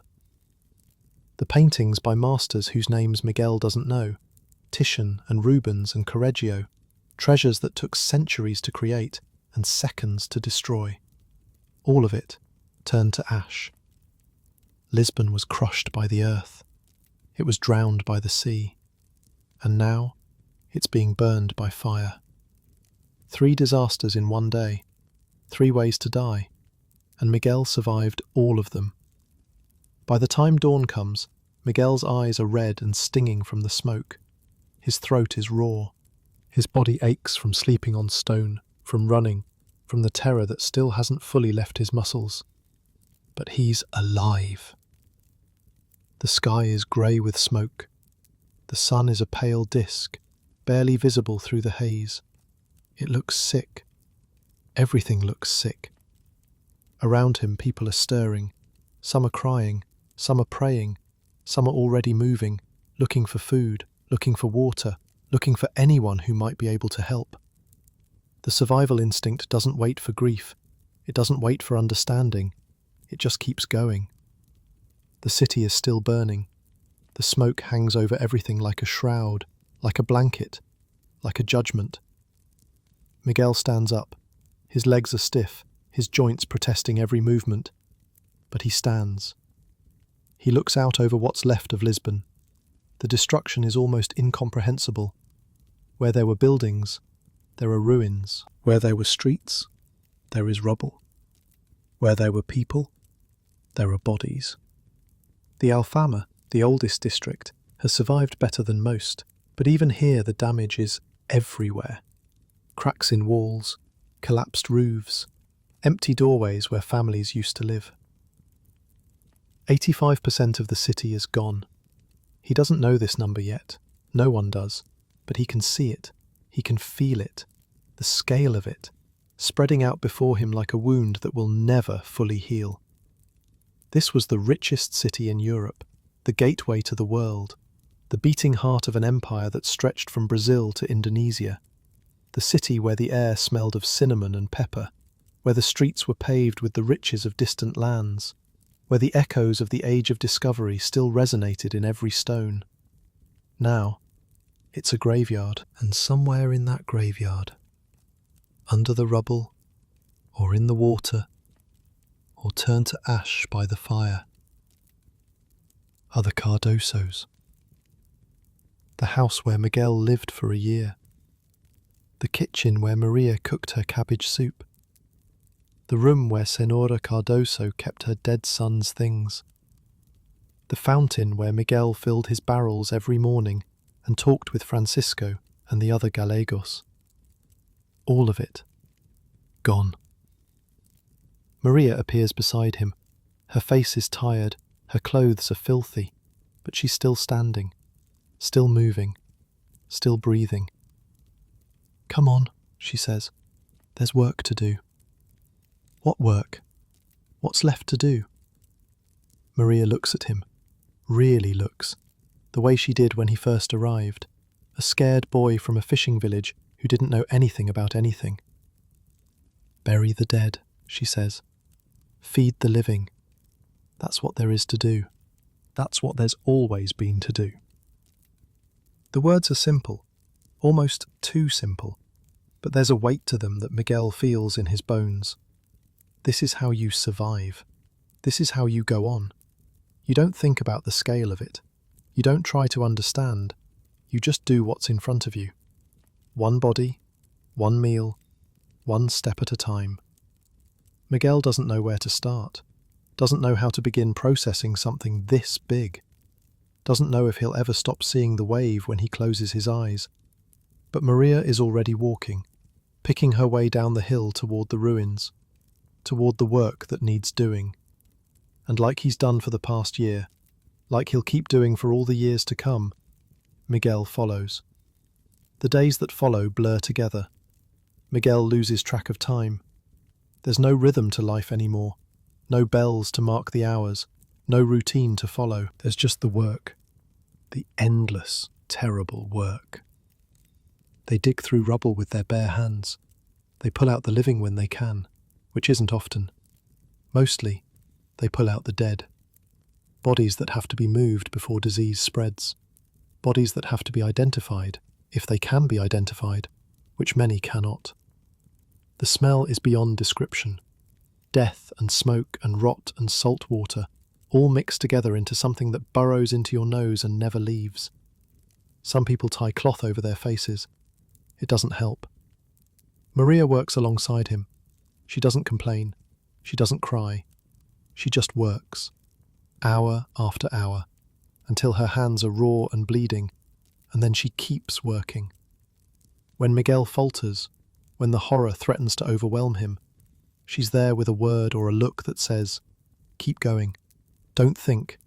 Just keep going." They find the Cardosos on the third day, or what's left of them. The house collapsed during the earthquake. Miguel recognizes it only by the door, somehow still standing in its frame, though everything behind it is rubble. He remembers walking through that door 100 times, 1,000 times, carrying water, running errands, coming back from the fountain with his shoulders aching and his feet sore. They dig for hours.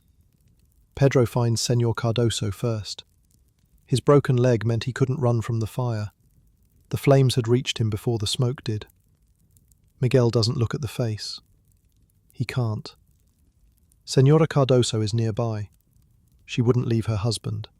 Of course she wouldn't. Maria identifies her by the wedding ring still on her finger, and by the small portrait of their dead son clutched in her hand, the same portrait that sat on the mantel in her room. The same son she'd been mourning for 3 years. Now they're together, wherever souls go when the body is done with them. Miguel helps carry them to one of the mass graves. There are no coffins. There aren't enough coffins in all of Portugal for what Lisbon needs right now. There are no individual graves either. There's no time, no space, just pits, growing larger every day, and bodies wrapped in whatever cloth can be found. A priest says something over the grave. Miguel doesn't hear the words. He's thinking about the cabbage soup Maria used to make in that kitchen, about the way Senora Cardoso's voice would drift down from upstairs, talking to a son who wasn't there, about Senor Cardoso handing him that first letter, the one with the red wax seal, warning him not to fail, about the small kindnesses and small cruelties that made a house feel almost like a home. He thinks about the errand to Captain Fernandez, about standing on the docks watching the ships, about how young he was then, just a year ago, though it feels like another lifetime. Maria stands beside him. Her face is stone, but her hands are shaking. They weren't bad people, she says quietly. Not good exactly, but not bad. They paid on time. They didn't beat the servants. That's more than many can say. It's not a eulogy. It's not meant to be. It's just the truth. Gone now. All of it. On the 5th day, the fires finally burn themselves out. There's nothing left to burn. And on the 6th day, the man arrives. His name is Sebastião José de Carvalho y Melo. Most people call him the Secretary of State, History will call him the Marqués de Pombal, though he won't receive that title for another 15 years. Right now, he's just the man in charge. The man who has to figure out what to do with a city that no longer exists. Miguel sees him from a distance, riding through the ruins with a small group of officials. He's not what Miguel expected. Not a soft nobleman who's never done a day of work in his life. He's sharp-eyed and practical-looking, surveying the destruction with the expression of someone who's already making plans. The stories spread quickly. When someone asked what should be done, Pombal said 5 words that became famous. Bury the dead and feed the living. Not prayers, not explanations, not questions about why God would allow such a thing to happen to such a devout city on such a holy day. Just the work that needed to be done.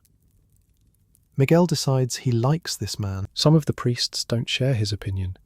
They want to hold processions, to pray, to atone for whatever sins brought God's wrath upon them.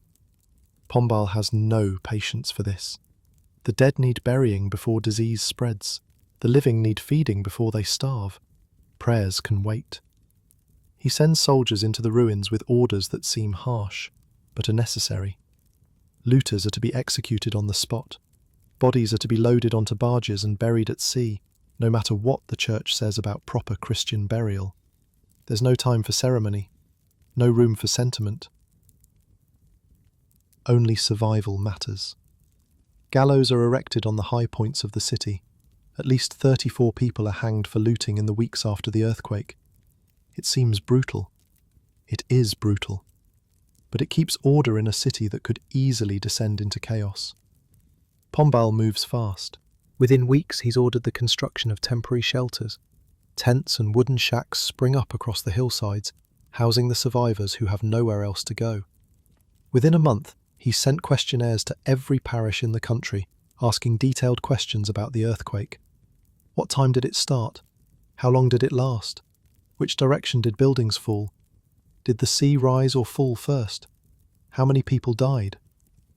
It seems strange, gathering information when there's so much else to do, but Pombal is thinking ahead. He wants to understand what happened so he can prevent it from happening again. He's treating the earthquake not as an act of God, but as a problem to be solved, a scientific puzzle that can be analysed, understood, and perhaps someday predicted. The answers to those questionnaires are still kept in the National Archives today. Because of them, modern scientists can reconstruct exactly what happened on that November morning. Pombal didn't know it, but he was inventing the field of seismology. The king is no help. Jose I, who survived only because he happened to be outside the city that morning, has developed a terror of stone buildings. He refuses to sleep inside walls. Instead, he lives in a complex of elaborate tents on a hillside outside Lisbon, surrounded by luxury but haunted by fear. He'll live in those tents for the rest of his life. He'll never feel safe again. Pombal doesn't have time for fear. He has a city to rebuild. The plan he develops is unlike anything Europe has ever seen. Instead of rebuilding the narrow medieval streets that turned into death traps during the earthquake, he designs a new city centre. Wide boulevards, open squares, buildings that follow a standard design, built with a new technique that Pombal's engineers have invented. They call it the Gaiola Pombalina, the Pombaline cage. It's a flexible wooden frame inside the walls, designed to sway during an earthquake instead of cracking. To test the design, Pombal has soldiers march in formation around scale models of the buildings, their synchronized footsteps simulating the shake of the earth. It works. The buildings don't fall. Miguel watches the new city rise, month by month, year by year. He finds work with one of the construction crews, carrying materials, mixing mortar, doing whatever needs doing. It's hard labour, but it's labour with a purpose. Every brick laid is a small act of defiance against the disaster that tried to erase this city from the earth. The scale of the rebuilding is almost as overwhelming as the destruction. Thousands of workers swarm over the ruins, clearing debris, laying foundations, raising walls. The old property lines are ignored. The old rights of the church and the nobility are swept aside. Pombal doesn't care who owned what before the earthquake. He cares about building something that will last. The new streets are wide and straight, laid out in a grid that would have been impossible in the tangled medieval city. Light and air can flow through them, carriages can pass, and if another earthquake comes, people will have space to run. The new buildings are standardized. Every facade follows the same design, the same proportions, the same rules. It's practical, not beautiful in the old way, but there's a kind of beauty in the practicality, a beauty of survival, a beauty of learning from disaster. Maria stays too. She finds work in one of the new kitchens that feed the workers, cooking meals for hundreds of people every day. It's not so different from what she did before, she says. Just more mouths to feed. Just more hungry people who need to be kept alive. They don't talk much about what happened. What's there to say? They lived. Others didn't. The work continues. The new city centre rises where the old one fell. And at its heart, on the exact spot where the Ribeira Palace once stood, Pombal builds a great square. He calls it the Praça do Comércio, Commerce Square. It's a statement. The old Lisbon was a city of kings and churches, of gold and God. The new Lisbon will be a city of commerce and reason, a city of the Enlightenment. The grand arch at one end, the Rua Augusta, serves as a gateway from the sea into the heart of the new city. In the centre of the square stands a bronze statue of the king on horseback, trampling snakes beneath his hooves. Order, triumphing over chaos. Reason, triumphing over fear. The philosophers of Europe are paying attention. Voltaire writes about the earthquake, using it to challenge the idea that this is the best of all possible worlds. If God is good, if God is powerful, if God cares about human beings, then why would he allow such horror? Why would he kill tens of thousands of devout worshippers on a day dedicated to his saints? Rousseau responds differently. He argues that the disaster wasn't God's fault, but humanity's. If people hadn't built their houses so close together, so tall, with so much flammable material, the damage would have been less. The earthquake was natural. The catastrophe was man-made.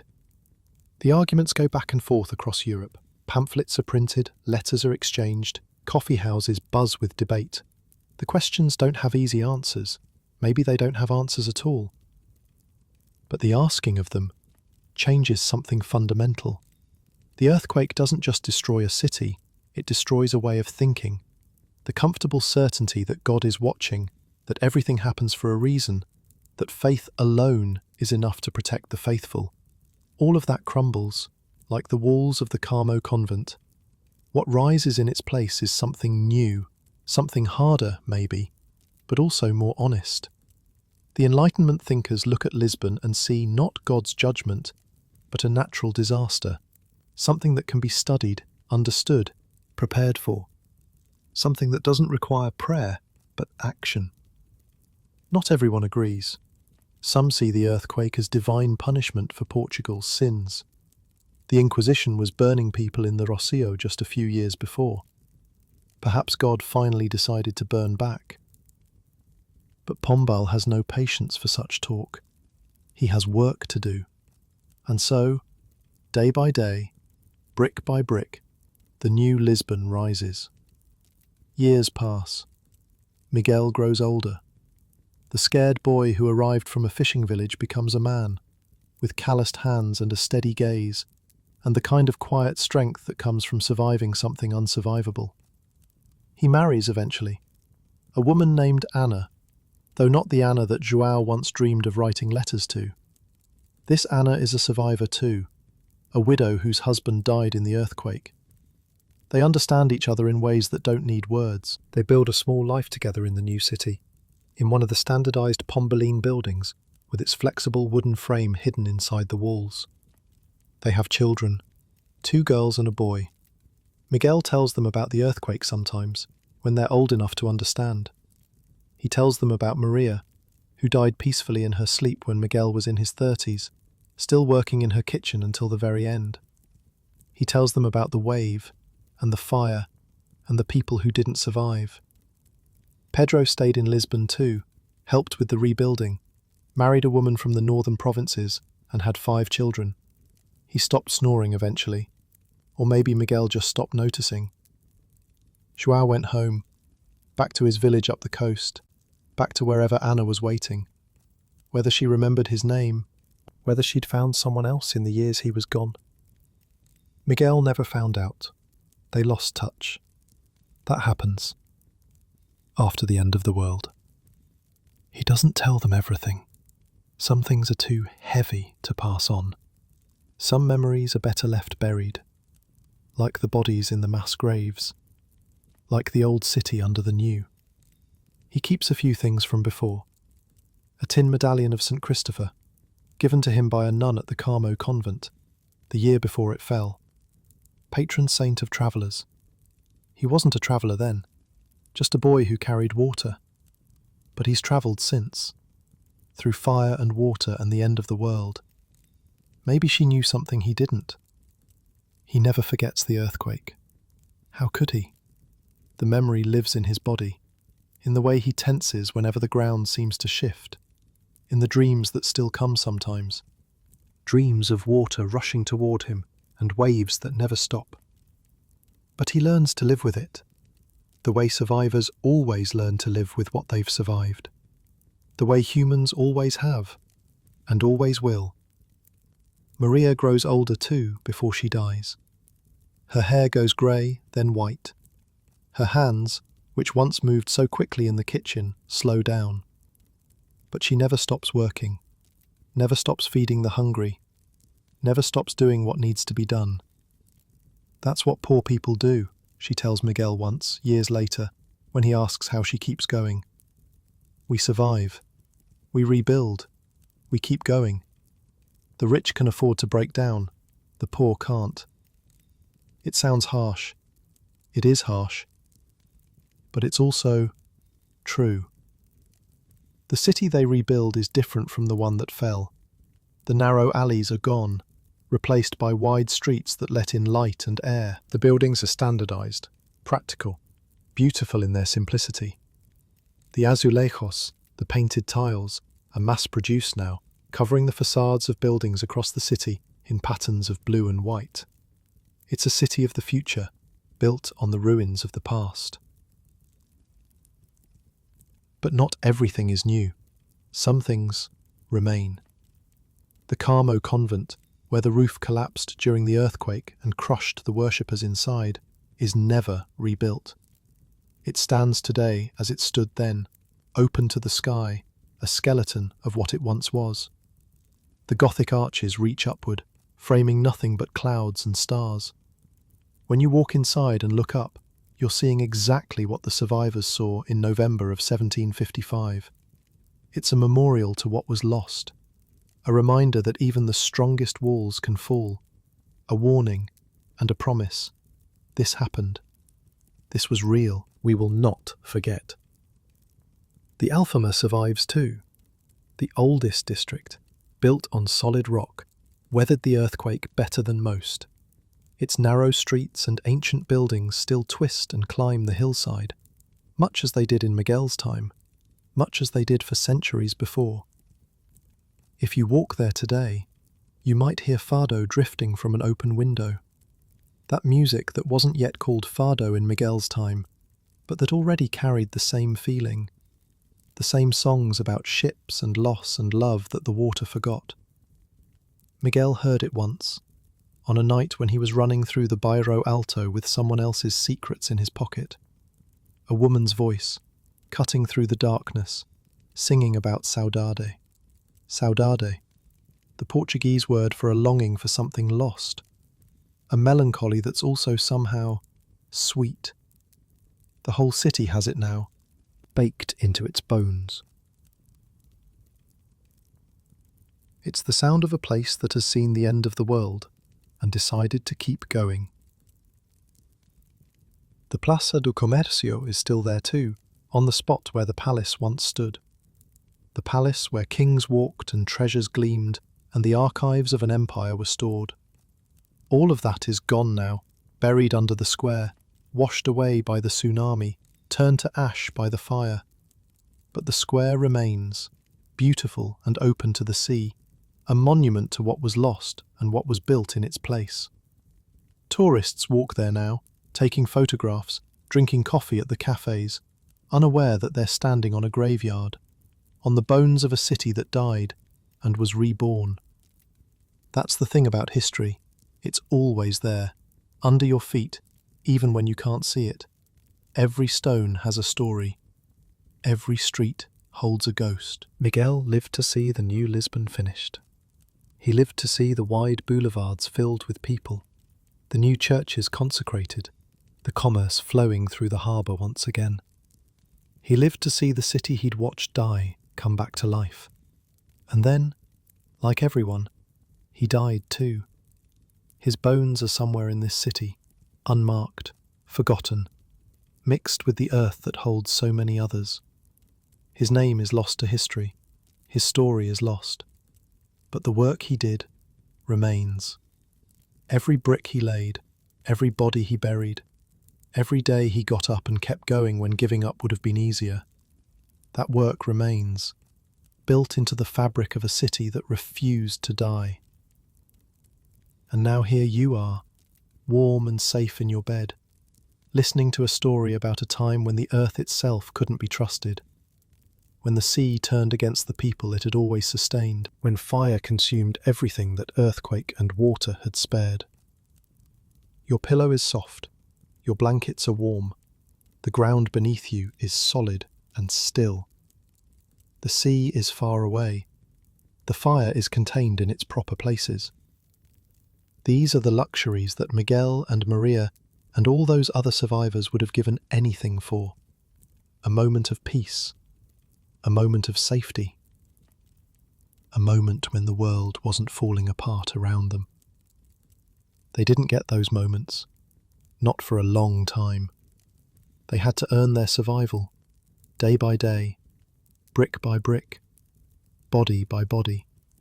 But they did survive, and the city they rebuilt still stands. Lisbon is there tonight, glowing softly on the banks of the Tagus. The Fado still plays in the Alfama. The ships still pass through the harbour. The bells ring from the churches that were built after the churches that fell. And somewhere, if you listen closely, you might hear the echo of Maria's voice, practical and calm, carrying across the centuries. Bury the dead, feed the living. That's what there is to do. That's what there's always been to do. The story ends here. Or maybe it doesn't end at all. Maybe it just becomes part of the larger story, the one that's still being written, the one that includes you, and everyone who's ever lived, and everyone who ever will. Rest now. Let your body sink into the mattress.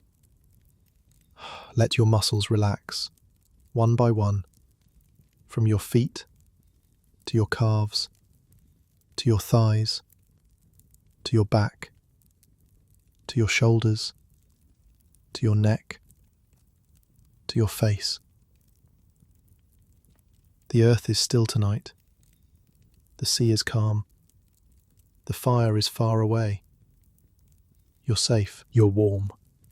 You're here. And that's enough.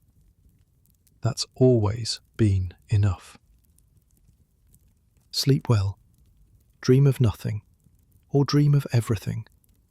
Dream of cities that fall and cities that rise. Dream of people who survive against all odds, who keep going when keeping going seems impossible. Dream of Lisbon, golden in the morning light, built on the ruins of what came before. And when you wake, the world will still be there, imperfect and beautiful, and waiting for you.